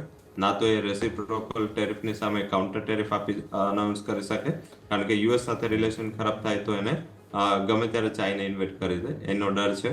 સેકન્ડ, કોરિયા છે. કોરિયાની પણ ટોટલ ડિપેન્ડન્સી યુએસ પર છે. આ ઉપરાંત કેનેડા, મેક્સિકો. તો બેઝિકલી આમાં કન્ટ્રી વાઇઝ થઈ ગયું છે. એમાં આપણે ઘણીવાર સ્ટોક સ્પેસિફિક મોમેન્ટમ હોય એ રીતે આમાં હવે કન્ટ્રી સ્પેસિફિક ઇસ્યુ રહેશે. પણ બોટમ ક્યારે બનશે, બધાનો જ આ એક ક્વેશ્ચન છે. એમાં મને એવું દેખાઈ રહ્યું છે કે જ્યારે યુરોપ જે કાઉન્ટર ટેરિફનું લિસ્ટ લઈને આવશે અને જ્યારે યુરોપ તરફથી કાઉન્ટર ટેરિફ અમેરિકા ઉપર લગાવશે, એ બસ લાસ્ટ ડે હશે. આઈ થિંક કે ત્યાર આમ મેજરલી થિંગ્સ છે એ ડિસ્કાઉન્ટેડ થઈ ચૂકી હશે, કારણ કે હવે reciprocal tariff, country wise tariff, counter tariff, આ તે બધું જ ઇસ્યુ આવી ગયું છે. હવે એક ફાર્મા કોપર ઉપરના ટેરિફનું લિસ્ટ આવવાનું બાકી છે અને એનું મીન્સ કે પર્સન્ટેજ આવવાના બાકી. બધા જ મેજરલી યુએસ સાઇડથી અનાઉન્સમેન્ટ કમ્પ્લીટ થઈ ચૂક્યા છે. હવે મીન્સ કે કન્ટ્રી વાઇઝ જે લોકો મીન્સ કે 50થી વધારે કન્ટ્રી તો મીન્સ વાર્તાલાપ માટે એક વાત કરી છે ઇન્ક્લુડિંગ ઇન્ડિયા. તો આઈ થિંક મને એવું દેખાઈ રહ્યું છે કે આની અસર ધીમે ધીમે ભૂલાશે. પણ યસ આ જે ક્વાર્ટર છે કરંટ ક્વાર્ટર છે એની અર્નિંગ્સ નેક્સ્ટ ક્વાર્ટરની અર્નિંગ્સ પર મોટું પ્રોબ્લેમ પડશે, કારણ કે આ બંને ક્વાર્ટરમાં લોકો પોતે એટલા એડજસ્ટ જલ્દીથી નહીં થઈ શકે. તો સિનારીઓ 6 મહિના માટે થોડું આપણા માટે ગ્લોબલ માર્કેટના પર્સપેક્ટિવથી નેગેટિવ, બટ આફ્ટર 6 મંથ જો કોઈને મોટો બેનિફિટ થવાનો છે આ ટેરિફ વોરનો, તો એ ઇન્ડિયા અને બ્રાઝિલ હશે. તમે એક્ઝેક્ટલી જે મારો નેક્સ્ટ સવાલ હતો એ જ આન્સરના તમારા છેલ્લા સેન્ટેન્સમાં આવી ગયું છે. હવે આપણે ઓબ્વિયસલી અહીંયાથી આગળ શું તેની ચર્ચા કરવી જોઈએ. તો સૌથી પહેલું ફોકસ તો એ જ બને સર, જે તમે વાત કરી કે ગવર્નર સાહેબ સંબોધન કરશે, પરિણામો આવશે, તે આપણે કોરોના સમયે પણ આ જ શબ્દોની વાત કરી હતી કે ભાઈ આ દુનિયાનો અંત નથી, અહીંયા કંઈ પણ વસ્તુ બનશે. મારે એ પૂછવું છે રવિ સર કે હવે આવા સમયે જ્યારે માર્કેટમાં પેનિક છે, ભય છે, ડર છે, એવા સમયે સ્ટોક સિલેક્શન કઈ રીતે કરવું? કેમ કે હું આજે ટ્વિટર પર પણ બહુ એક્ટિવ હતો સર, બધા લોકોને ફિનાન્શિયલ પ્લાનિંગનો અભાવ છે, એટલે અત્યારે પૈસા જ નથી બધા એમ કહી રહ્યા છે કે જેવા સમયે તમારી પાસે પૈસા હોવા જોઈતા હતા. તો એ અલગ વિષય થઈ ગયો. પણ હવે જો એ જેમની પાસે પૈસા છે અને એમને જો અહીંયા આગળ વધવું છે, તો કયા પેરામીટર્સ ધ્યાન પર રાખવા સ્ટોક સિલેક્શન માટે જ્યારે માર્કેટમાં પેનિક છે સર? ઝડપથી પૈસા નથી એ મિથ છે. આઈ થિંક લોકો કહી રહ્યા છે પૈસા નથી, બટ જ્યારે હમણાં થોડી શોર્ટ ટર્મમાં રિકવરી આવી ત્યારે બધા પાસે પૈસા આવી ગયા, કારણ કે અત્યારે જે કોલ્સ આવે છે કે અમે ફરીથી ફસાયા છે, તો એ પૈસા હતા એ જ ફસાયા છે પાછા. પણ પૈસા તો છે બટ વિલિંગનેસ નથી. અત્યારે જે ડર છે, જે માહોલ છે, જે ગ્લોબલી મીન્સ કે ફંડ મેનેજરો પણ પોતે ઘણા બધા માર્જિન શોર્ટના પ્રોબ્લેમ ફેસ કરી રહ્યા છે. બટ આવી એક સ્ટીપ ઘટાડાની જરૂર હતી, કારણ કે 200-500 પોઈન્ટથી ઘટાડો આવે એ માર્કેટને મીન્સ કે આટલું બધું ઇશ્યુ ના થાય, કારણ કે એ એક થોડું સિગ્નિફિકન્ટ નેગેટિવ પણ રહે કે રોજ 1-2% ઘટતું જાય તો એક તો માર્જિન કોલ્સ આવતા જાય ને એક લેવલથી તમે એમાં પેનિક થઈ જાઓ. આવી રીતેનો જે ઘટાડો છે, લાઈક આપણે કોવિડમાં પણ જોયો તો કોવિડ પછી આપણા ઇલેક્શનના આઉટકમ ત્યારે પણ આપણે બહુ મોટો ઘટાડો જો ને એ પછીનો સૌથી મોટો ઘટાડો છે. તો ત્યારે માર્કેટને રિકવરી લેવી હોય કે બેઝ બનાવવો હોય ત્યારે ઘટાડો નાનો ના ચાલે, એ ઘટાડો મોટો ચાલે. અને સાથે આજે ટેરિફના અંતર્ગત જે નિર્ણય છે કે ડિસિઝન છે એ આવતા 3 વર્ષનું ભવિષ્ય નક્કી કરવાના છે. એટલે બેઝિક જેમ ઇલેક્શનમાં કેમ આપણે 4-5 વર્ષનું જે ફ્યુચર છે એ એક જ દિવસમાં આપણે ડિસ્કાઉન્ટ કરવું, એ જ રીતે આ આગળના 3 વર્ષનું જે ટ્રેડ વોરનું ભવિષ્ય છે એ આપણે આજે ડિસ્કાઉન્ટ કરું. કદાચ પ્રોબેબલી આજે જે રીતે યુએસ ફ્યુચર્સ ડાઉન છે, જે રીતે યુરોપિયન માર્કેટ ડાઉન છે, એકાદ દિવસ થોડું હજી ડેન્ટ લેશે. અધરવાઇઝ મને એવું લાગી રહ્યું છે કે ઇન્ડિયન માર્કેટ ઓલરેડી હું એવું કહું છું કે ઇન્ડિયન માર્કેટ સહદેવ જેવું છે, મીન્સ કે ખબર બધી છે, બોલી કઈ નથી શકાતું, કારણ કે થોડું માર્કેટ ડિસ્કાઉન્ટ જલ્દી કરી લે છે. પણ માર્કેટ ત્યારે કહેતું નથી કે આપણે ડિસ્કાઉન્ટ કરો. એના જ હિસાબે જ્યારે તમે જોશો તો એક લેવલ સ્પેસિફિક જો તો થોડા દિવસ પહેલા હોંગકોંગનો ઇન્ડાઇસિસ છે હેંગસેંગ એ 26,000 ચાલી રહ્યો હતો. યુરોપનો જર્મની ઇન્ડાઇસિસ ડેક્સ એ 26,000 ચાલી રહ્યો હતો, અને ત્યારે નિફ્ટી છે એ 22,700 ચાલી રહી હતી. હવે તમે જો તો નિફ્ટી 22,200 જ છે, પણ આજે જર્મની ઇન્ડાઇસિસ ડેક્સ છે 19,620 છે, ત્યારે આજે હોંગકોંગ છે 19,800 પહોંચી ગયો છે. મીન્સ એ 5,000 થી 6,000 પોઈન્ટ હાઈ લેવલથી કરેક્ટ થયા. એની સામે આપણે હજી ખાલી 600 પોઈન્ટ જ નીચે છે, કારણ કે એ જ્યારે ચાલ્યા 20,000 થી 26,000 ત્યારે ઇન્ડિયન માર્કેટે કોઈ રિએક્શન નહોતું આપ્યું. એટલે આપણું માર્કેટ થોડું ફોરવર્ડ લુકિંગ હોય છે, અને ઘણી બધી ચીજો છે આપણને એવું થતું હતું કે આખું ગ્લોબલ ચાલે છે, આપણે કેમ નથી ચાલતા. એનો જવાબ હવે મળ્યો કે શું કામ નહોતા ચાલતા. તો બેઝિકલી માર્કેટે ડિસ્કાઉન્ટ કરવામાં આપણું માહેર છે, એટલે આ નેગેટિવિટી પણ મારા હિસાબે માર્કેટ એડવાન્સમાં અને સારી રીતે ડિસ્કાઉન્ટ કરી લીધી છે. હવે જે આગળ થશે પોઝિટિવ જ થશે. જે લોકો પાસે પૈસા છે, જે લોકો પાસે મીન્સ કે 6 થી 8 મહિનાનો ટાઈમ છે, એ લોકો ડેફિનેટલી આ માર્કેટને મીન્સ કે કરેક્શન આવ્યું છે તો મારા હિસાબે જે પણ લોકો કરેક્શનને ખરીદીની તક તરીકે જોઈ શકે છે, એક્યુમ્યુલેશન તો ડેફિનેટલી ચાલુ કરવું જોઈએ. અને આવું જ્યારે મોટું કરેક્શન આવે ત્યારે થોડું ડર સેટલ થતું હોય છે. હવે સ્ટ્રેટેજી કઈ રાખવી, એ જ સેક્ટરમાં પરચેસ કરવું જે સેક્ટર ડોમેસ્ટિક ફંડામેન્ટલ ડ્રીવન ચાલે છે. એ કોઈ પણ સેક્ટરમાં હજી પણ ઇન્વેસ્ટમેન્ટ કરવાનો ટાઈમ નથી જ્યાં ગ્લોબલ ફંડામેન્ટલની અસર પડે છે. ફોર એક્ઝામ્પલ મેટલ સેક્ટર, જ્યાં કોમોડિટીના પ્રાઇસ સાથે લિંક છે આપણે, ત્યાં અવોઇડ કરો. ક્રૂડ ઓઇલ સતત સાઉથવર્ડ ડિરેક્શનમાં જઈ રહ્યું છે તો ઓઇલ અપસ્ટ્રીમ કંપનીઓને અવોઇડ કરો. સાથે ત્રીજું સેક્ટર છે જે ઓટો, ઓટો જ્યાં જ્યાં એક્સપોર્ટ ડ્રિવન ફંડામેન્ટલ છે લાઈક ટાટા મોટર્સ છે, ઇન્ક્લુડિંગ આઈસર મોટર છે, ત્યાં થોડું બાઇંગ માટે અવોઇડ કરવું જોઈએ. અને ટેકનોલોજી જ્યાં મેજરલી રેવન્યુનો પાર્ટ છે યુએસથી આવે છે, આઈ થિંક આને અવોઇડ કરો. ફાર્માસ્યુટિકલ જ્યાં પણ એક્સપોર્ટનું મોટું પાર્ટ છે, તો આ 4 થી 5 સેક્ટર છે જ્યાં એક્સપોર્ટ ડ્રિવન ફંડામેન્ટલ કે ગ્લોબલ ડિપેન્ડન્સ છે, ત્યાં મારા હિસાબે હજી પણ આગળ જતા આવી રીતે વોલ્ટાલિટી જળવાઈ રહેશે. બાઇંગ ક્યાં કરવું જોઈએ, ધ્યાન ક્યાં રાખવું જોઈએ, ફાઇનાન્શિયલ્સ લાઈક બેન્કિંગ છે, આગળ જતા સ્ટીપ રેટ કટ આવશે. અત્યારે જે યુએસનું બોન્ડ માર્કેટ ફેડરલ રિઝર્વ દ્વારા 5 રેટ કટ થશે એ આશા સેવી રહ્યું છે. તો એના કરતાં આપણી જે સેન્ટ્રલ બેંક છે એ હવે થોડી ડવિશ વધારે છે. તો આપણે પણ જો ઇનકેસ 3-4 રેટ કટ પણ આવી જાય, એટલે કે અહીંથી 1 થી 1.5% રેટ કટ થઈ જાય, તો મારા હિસાબે ઇન્ડિયન ફાઇનાન્શિયલ સિસ્ટમ માટે, આપણી બેંકો માટે ઘણી પોઝિટિવ સાબિત થાય. તો પ્રાઇવેટ બેંકો, લાર્જ કેપ પ્રાઇવેટ બેંકો પર આ ઘટાડે ખરીદીની તક તરીકે જોવું જોઈએ.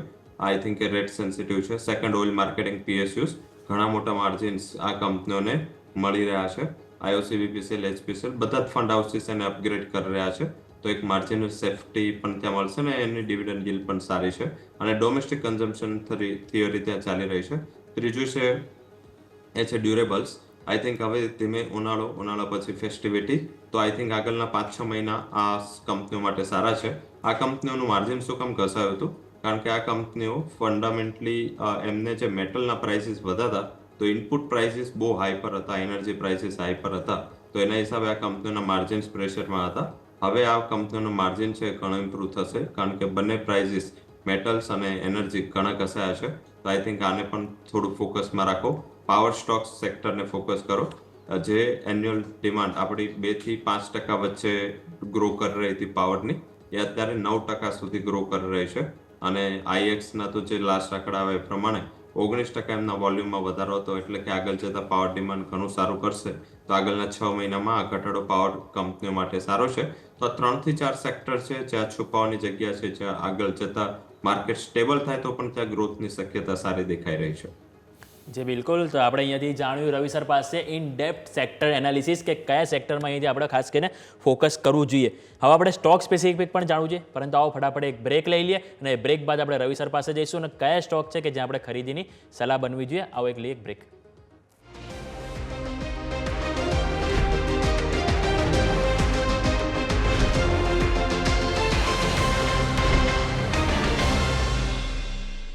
બ્રેક બાદ સ્વાગત છે. આવો નજર કરીએ માર્કેટ ઉપર, તો દિવસના ઉચ્ચતમ સ્તર ઉપર તમે જોઈ રહ્યા છો એકદમ શાર્પ રિકવરી તમને અહીંથી જોવા મળી રહી છે. નિફ્ટીમાં તમે નજર કરો, દિવસભર 22,000નું લેવલ હતું કે જેને જાળવવાના પૂરેપૂરા પ્રયત્નો જોવા મળે. પુટ રાઇટર્સે પણ ક્યાંક ને ક્યાંક કોન્ફિડન્સ બતાવ્યો અને અત્યારે તમે 22,200 પાર નીકળી ગયા છે. એટલે કે ઓલમોસ્ટ તમે જે રેન્જમાં જે કન્સોલિડેશન જોવા મળ્યું ત્યાંથી તમને ઓલમોસ્ટ 1% નજીક રિકવરી સારી એવી જોવા મળી છે. બેંક નિફ્ટી નજર કરો તો 50,000ને પાર જવાના સતત પ્રયત્નો ત્યાં પણ જોવા મળી રહ્યા છે અને મિડ કેપ સ્મોલ કેપમાં પણ ક્યાંક ને ક્યાંક થોડી ખરીદારી જોવા મળી રહી છે. પરંતુ આવો સૌથી પહેલાં જઈએ રવિ સર પાસે. રવિ સર, આવા માર્કેટમાં હવે કયા સ્ટોક છે કે જે આપણને એક વેલ્યુ બાઇંગ ઓપોર્ચ્યુનિટી બતાવી રહ્યા છે સર?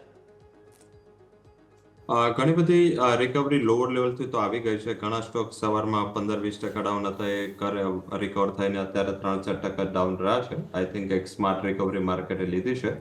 PSU કંપની સારું કરી રહી છે અને સાથે FMCG કંપની છે જ્યાં થોડી રિસ્ક રિવોર્ડ ફેવરેબલ છે.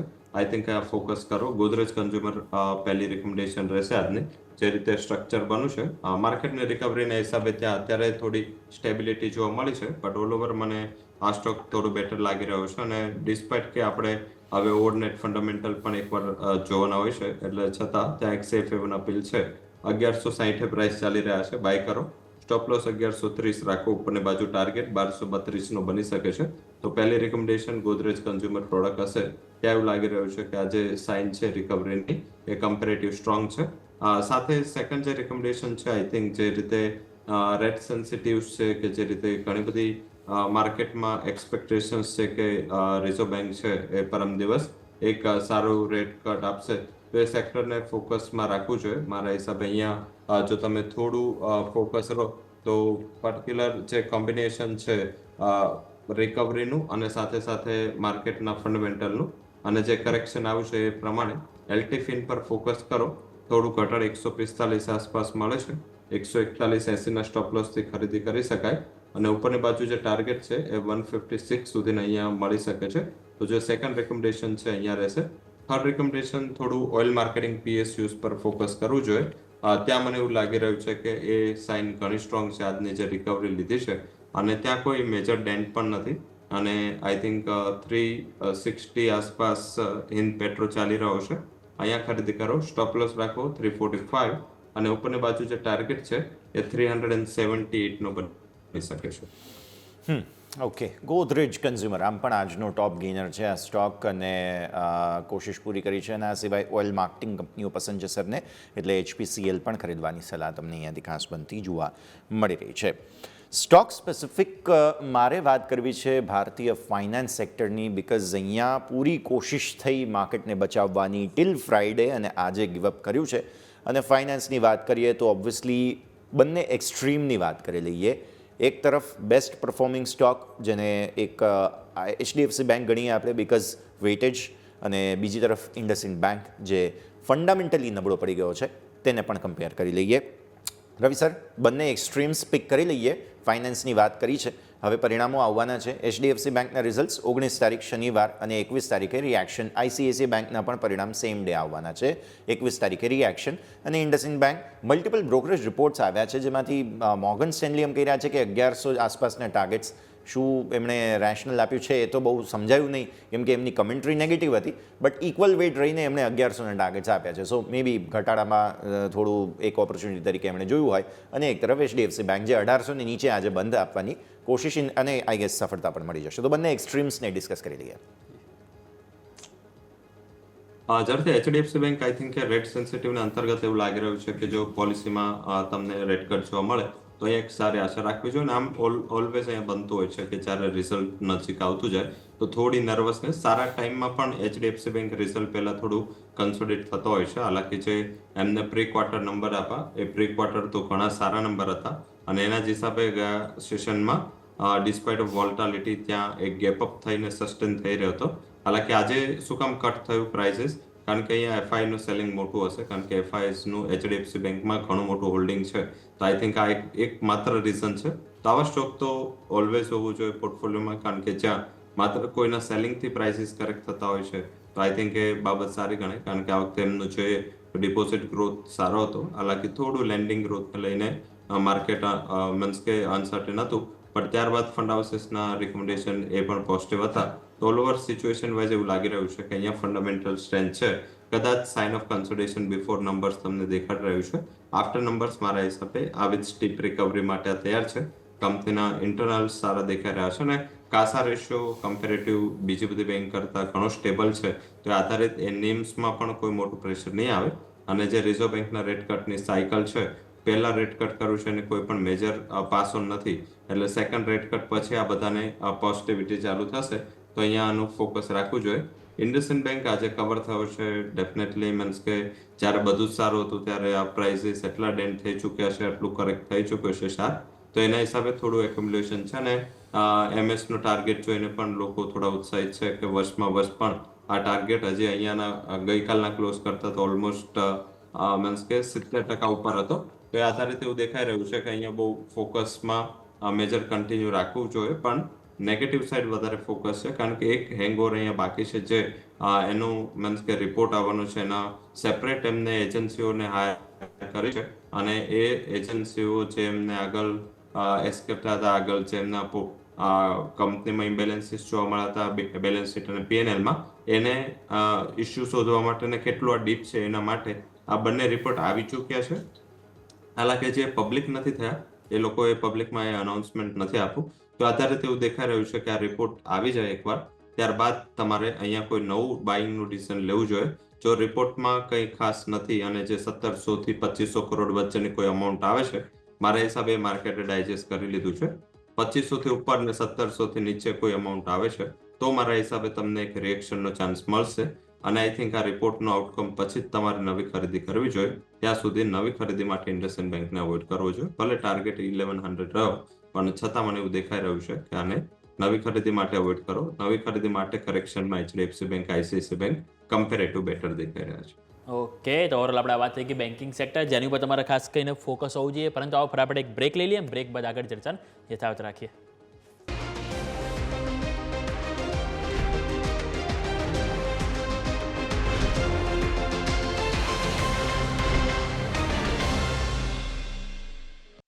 બ્રેક બાદ સ્વાગત છે. આવો નજર કરી તો ઓઇલ માર્કેટિંગ કંપની અત્યારે ખાસ હાઇલાઇટ થઈ રહ્યા છે, કારણ કે જસ્ટ સમાચાર આવ્યા કે સરકાર અહીંથી પેટ્રોલ ડીઝલ ઉપર ₹2 અહીંયાથી તેઓ ડ્યુટી વધારી દીધી છે. એક તરફ આપણે જોઈએ તો ક્રૂડ ઓઇલ સતત લો બનાવી રહ્યું છે, 4 વર્ષના નીચલા સ્તરે જતું રહ્યું. એવા ટાઈમે ક્યાંક ને ક્યાંક આપણે જોઈએ તો સરકારે અહીંયાથી જે ભાવ ઘટાડવા જોઈએ, પરંતુ અહીંયાથી તેઓ વધારી રહ્યા છે. આ સિચ્યુએશન ખાસ કરીને આપણે સમજવું જોઈએ. તો રવિ સર, આપણે ખાસ કરીને આપણે જે ઓઇલ માર્કેટ રિલેટેડ જે પણ કંપનીઓ છે એને ખાસ કરીને હવે ચર્ચા કરવી જોઈએ, કારણ કે જ્યારે ક્રૂડ ઓઇલ સતત ઘટી રહ્યું હતું ત્યારે આ બધા સ્ટોક સારી તેજી બતાવે છે, પરંતુ જસ્ટ સમાચાર આવે છે કે સરકાર અહીંથી ₹2 અહીંથી પર લીટર અહીંથી તેઓ વધારી રહ્યા છે. તો આ સિચ્યુએશન ખાસ કરીને આપણે સર હાઇલાઇટ કરવી જોઈએ. ન્યુટ્રલ ન્યૂઝ છે, કોઈ મેજર ઇમ્પેક્ટ નહીં આવે, કારણ કે એક્સાઇઝ ડ્યુટીમાં વધારો કરવામાં આવ્યો છે.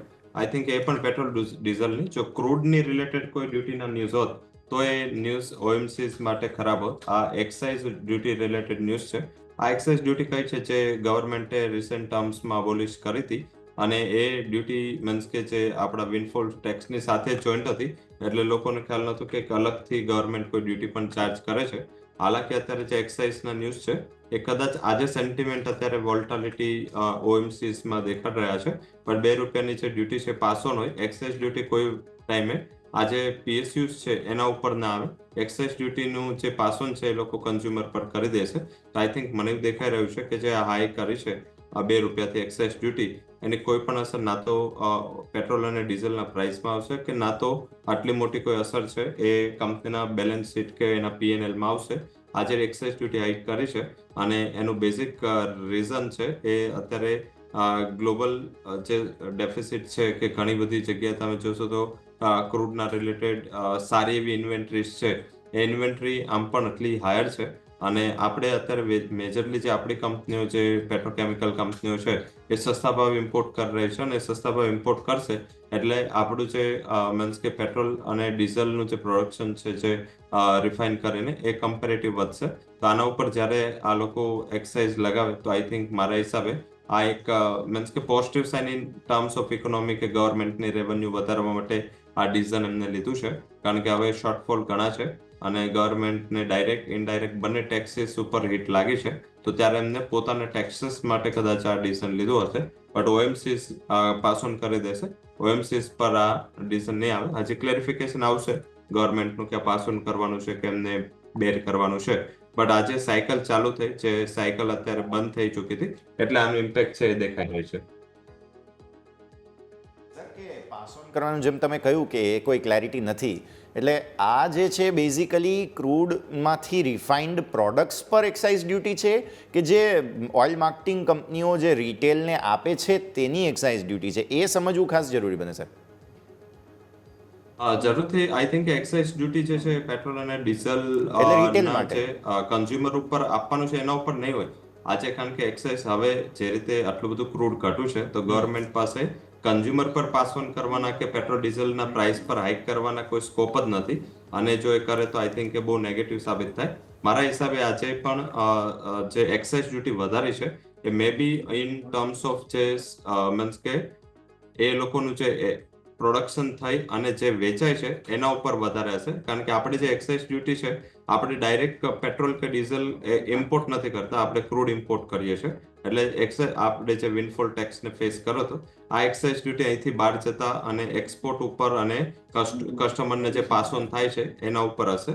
તો મારા હિસાબે આ જે એક્સાઇઝ છે એની કોઈ પણ અસર તમને મીન્સ પ્રાઇઝીસ પર, કદાચ જે રિટેલ પ્રાઇઝીસ છે એના ઉપર અને ઓએમસીસ પર નહીં પડે. આ પ્રાઇઝીસની જે ઇમ્પેક્ટ છે એ ડાયરેક્ટ જે મીન્સ કે એક્સપોર્ટ કરતું જ ઘણું બધું, આપણે શ્રીલંકા છે કે સાથે આપણા નેબરહુડ છે એને આપણે ઘણું બધું પેટ્રોલ અને ડીઝલ છે એ એક્સપોર્ટ પણ કરે છે. મારા હિસાબે આ ડિસિઝન એના ઉપર હોઈ શકે. જી બિલકુલ. તો ઓવરઓલ આપણે વાત થઈ એક્સાઇઝ ડ્યુટી લઈને કે જે હાલ સરકાર દ્વારા પેટ્રોલ ડીઝલ ઉપર લગાવવામાં આવે છે, પરંતુ સર આપણે ક્રૂડ ઓઇલની વાત કરી જ છે, તો હું તમને એની ઉપર જ એક ખાસ ક્વેશ્ચન પૂછવા માંગુ છું કે આપણે જોઈએ તો 6200 થી 5200 શાર્પ આપણને ડાઉન જોવા મળે છે. ઓલમોસ્ટ 3 દિવસમાં આપણને 1000 અંકનો આપણને ઘટાડો એમસીએક્સમાં જોવા મળે છે. ઘણા બધા આપણને ચેલેન્જીસ ક્રૂડ ઓઇલમાં જોવા મળે છે. પહેલાં આપણે જો યુએસ રશિયન લઈને જે તણાવ હતા, હવે ટેરિફના જે તણાવ આવે છે, એટલે કે અને બીજું સામે ઓપેક્સ પ્લસથી જે પ્રોડક્શન વધારવાનું હતું એ તો એક હતું જ. એટલે 3 થી 4 કારણો છે કે જેના કારણે ક્રૂડ ઓઇલમાં મોટી અસર જોવા મળી છે. તો હવે સર ક્વેશ્ચન એ છે કે આ જે બધા કારણો હતા એની ઇમ્પેક્ટ શું આવી ગઈ, કે હજુ પણ ઇમ્પેક્ટ આપણને જોવા મળી શકે સર? જરૂરથી ઇમ્પેક્ટ હજી આવી તો છે જ, પરંતુ હજી આગળ જતા થોડું ઇશ્યુ રહેશે, થોડું આઈ થિંક કે વોલ્ટાલિટી રહેશે. But all over situation wise એવું લાગી રહ્યું છે કે ઘણા હદ તક માર્કેટ ડિસ્કાઉન્ટ બધી ચીજોને કરી લીધું છે. હવે અહીંથી વધારે કેટલું ડિસ્કાઉન્ટ કરશે માર્કેટ, એ હવે યુરોપ પરના જે કાઉન્ટર ટેરિફ છે એની સાઇઝ શું રહેશે એના ઉપર છે. કારણ કે અત્યારે તો મારા હિસાબે માર્કેટે જેમ આપણે આગળ વાત કરી reciprocal tariff, country wise tariff, item wise tariff, આ ઘણું બધું આપણે ડિસ્કાઉન્ટ કરી લીધું છે. હવે જો યુરોપ છે એ 20-30% ફરીથી યુએસ પર ટેરિફ લગાશે કાઉન્ટર, તો આનાથી શું થશે કે યુએસ નો જે 50% થી વધારે ટ્રેડ છે એ directly to indirectly Europe plus China છે. તો આઈ થિંક મીન્સ કે એ 50-100% ટેરિફ લગાવી દીધા યુએસએ પોતાની જેટલી પણ આઇટમ્સ છે એના ઉપર, અને જે બેક જઈ રહી છે લાઈક જે યુએસ ની સાઈડથી એક્સપોર્ટ થઈ રહી છે એની 50% આઇટમ પર જો ટેક્સ લગાવે તો આઈ થિંક વર્લ્ડનું મોટા ભાગનું ટ્રેડ છે જે ટેરિફના અસમંજસમાં જશે. તો આઈ થિંક મને એવું દેખાઈ રહ્યું છે કે તો જે ટેરિફ વોર છે એ થોડું સ્ટીપ થઈ શકે છે, જેની નકારાત્મક અસર ત્યાં પડશે. કારણ કે ઘણી બધી કન્ટ્રીઓ છે એફટીએ સાઇન કરી રહી છે, ફ્રી ટ્રેડ એગ્રીમેન્ટ સાઇન કરી રહી છે. હવે જો ફ્રી ટ્રેડ એગ્રીમેન્ટ પણ સાઇન થઈ રહ્યા છે અને સામે સામે જે ટેરિફના પણ સમાચારો આવી રહ્યા છે, તો અંતર્ગત ટ્રેડ એક્ટિવિટીઝમાં મોટી ડેન્ટ પડશે. અને મારા હિસાબે તમને જે યુરોપ એકવાર ટેરિફ લગાવશે પછી તમને એ પ્રાઇસમાં બોટમ બનતું દેખાઈ શકે. ઓકે, તો વ્યૂ આ પ્રમાણે. આવો ભારતીય માર્કેટ્સના ક્લોઝ પર નજર કરી લઈએ. 22,200 પાર ક્લોઝ આવી રહ્યું છે, જે એક રિલેટિવલી સારી વાત કહેવાય. આજના લો જે બન્યા હતા 21,743, એટલે કે 750 પણ નીચેના, ત્યાંથી બહુ સારી રિકવરી ઇનફેક્ટ આવી છે. અને કેન્ડલ આજના દિવસની ભલે ગમે તેવો ગેપ હોય, બટ કેન્ડલ તો આઈ ગેસ ગ્રીન બનીને જ બંધ થવા તરફ આગળ વધી રહ્યા છીએ. બેંક નિફ્ટી પૂરી કોશિશ કરી રહ્યું છે 50,000ને પાર જવાની, બટ સોફાર સફળતા બહુ મળી નથી રહી એવું લાગી રહ્યું છે. સેટલ થવા દઈશું, બટ ડેફિનેટલી 22,200 ઉપરનું લગભગ સેટલમેન્ટ આવી જવું જોઈએ, કેમ કે છેલ્લી 15-20 મિનિટ તો આપણે આ પ્રકારે કારોબાર જોયેલો હતો જ. બટ મેઇન જગ્યા જે હતું તે મિડ કેપ અને સ્મોલ કેપ હતું, બિકોઝ 15,100 ઉપરનું ક્લોઝ આવી રહ્યું છે. 16,000 થી 15,000 એટલે ઓકે, સારી રિકવરી કહેવાય ડેફિનેટલી. અને 16,000નું ઉપરનું જે ક્લોઝ હતું આપણું, ઇનફેક્ટ 15,675નું ક્લોઝ હતું શુક્રવારનું, અને તેની સામે 15,100 એટલે ડેફિનેટલી નો પ્રોબ્લેમ. અને મિડ કેપ પણ એક રીતે જોવા જાઓ તો કંઈ બહુ ટેન્શન નથી. આમ જોવા જાઓ તો તમારું ક્લોઝ જે છે તો 50,645થી ઓલમોસ્ટ 49,000, એટલે 1,001 પોઈન્ટનો ડેમેજ અહીંયા પણ છે. તો આઈડિયલ સ્ટેટમાં ક્લોઝ સારું ગણી શકાય જો તમે ડેઝ લોથી, બશર્તે તમે ડેઝ લોથી કમ્પેર કરો તો. જો શુક્રવારના ક્લોઝની સામે કમ્પેર કરશો તો ડેફિનેટલી દુઃખ થશે. બટ અત્યારની સ્થિતિમાં ક્લોઝ થઈ રહ્યા છે માર્કેટ્સ 22,227નું લોક થયું છે. 49,900 ઓલમોસ્ટ 50,000 પર લોક થવાની કોશિશ કરી રહ્યો છે બેંક નિફ્ટી. તો આ છે ઓવરઓલ યોમિક આજના દિવસનું ક્લોઝ. સોફાર સેટલ થવા દઈશું માર્કેટને, બટ એવું લાગી રહ્યું છે કે સેક્ટર સ્પેસિફિક બહુ મેજર એક્શન જે હતું આજે તે પણ ધ્યાન પર રાખવું જરૂરી બને. જી યસ, બિલકુલ વાત કરીએ. આપણે ન્યૂનતમ સ્તરથી સારી એવી ખરીદારી જોવા મળી છે, પરંતુ આવો નજર કરીએ કે સેક્ટર સ્પેસિફિક આપણને કઈ રીતની એક્શન જોવા મળી છે. તો સૌથી વધારે આપણને સૌ કોઈને ખ્યાલ છે કે આઈટી સેક્ટર છે, મેટલ, કે જેમાં આજે વધારે પ્રેશર જોવા મળ્યું હતું. પરંતુ ત્યાં નજર કરીએ તો આઈટીમાં માત્ર 2.5% ઘટાડો રહે છે. ઓટો છે કે જ્યાં આપણને 5% પણ વધારે ઘટાડો તો 6.5-7%, ત્યાં માત્ર 3.5% કમજોરી અત્યારે આપણને જોવા મળી છે. પીએસયુ બેંક જોઈએ તો ત્યાં આપણને 2.5% કમજોરી જોવા મળી છે. સામે નજર કરીએ તો અત્યારે હજુ પણ સૌથી વધારે પેઇન હોય તે છે મેટલ સેક્ટર, 6.5% કમજોરી તમને ત્યાં જોવા મળે છે. બીજું તમે નજર કરો તો તમને વધારે જે પ્રેશરમાં જોવા મળશે સેક્ટર, તો એ તમારી સામે આવશે, તે છે નિફ્ટી સર્વિસ, ત્યાં 3.5% કમજોરી. નિફ્ટી હેલ્થકેરમાં તમને 3.5%, નિફ્ટી ઇન્ડિયા મેન્યુફેક્ચરિંગમાં પણ 3.5% ઘટાડો જોવા મળે છે.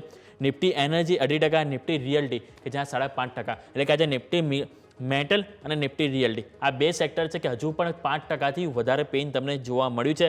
અને બીજું જે છે એના બાદ ફોલોઅપમાં આવે છે નિફ્ટી ઓટો, કે જ્યાં તમને અહીંયા ઓલમોસ્ટ 3.5%ની એથી ઘટાડો જોવા મળે છે. એટલે ઓવરઓલ આપણે આ વાત થઈ માર્કેટની. પરંતુ આ ફટાફટ એક સ્ટોક સ્પેસિફિક વાત કરું તો એક સ્ટોક છે કે જે આપણે ખાસ ચર્ચા કરવી જોઈએ ચાલુ માર્કેટમાં, અને એ છે stock of the loser, Trent.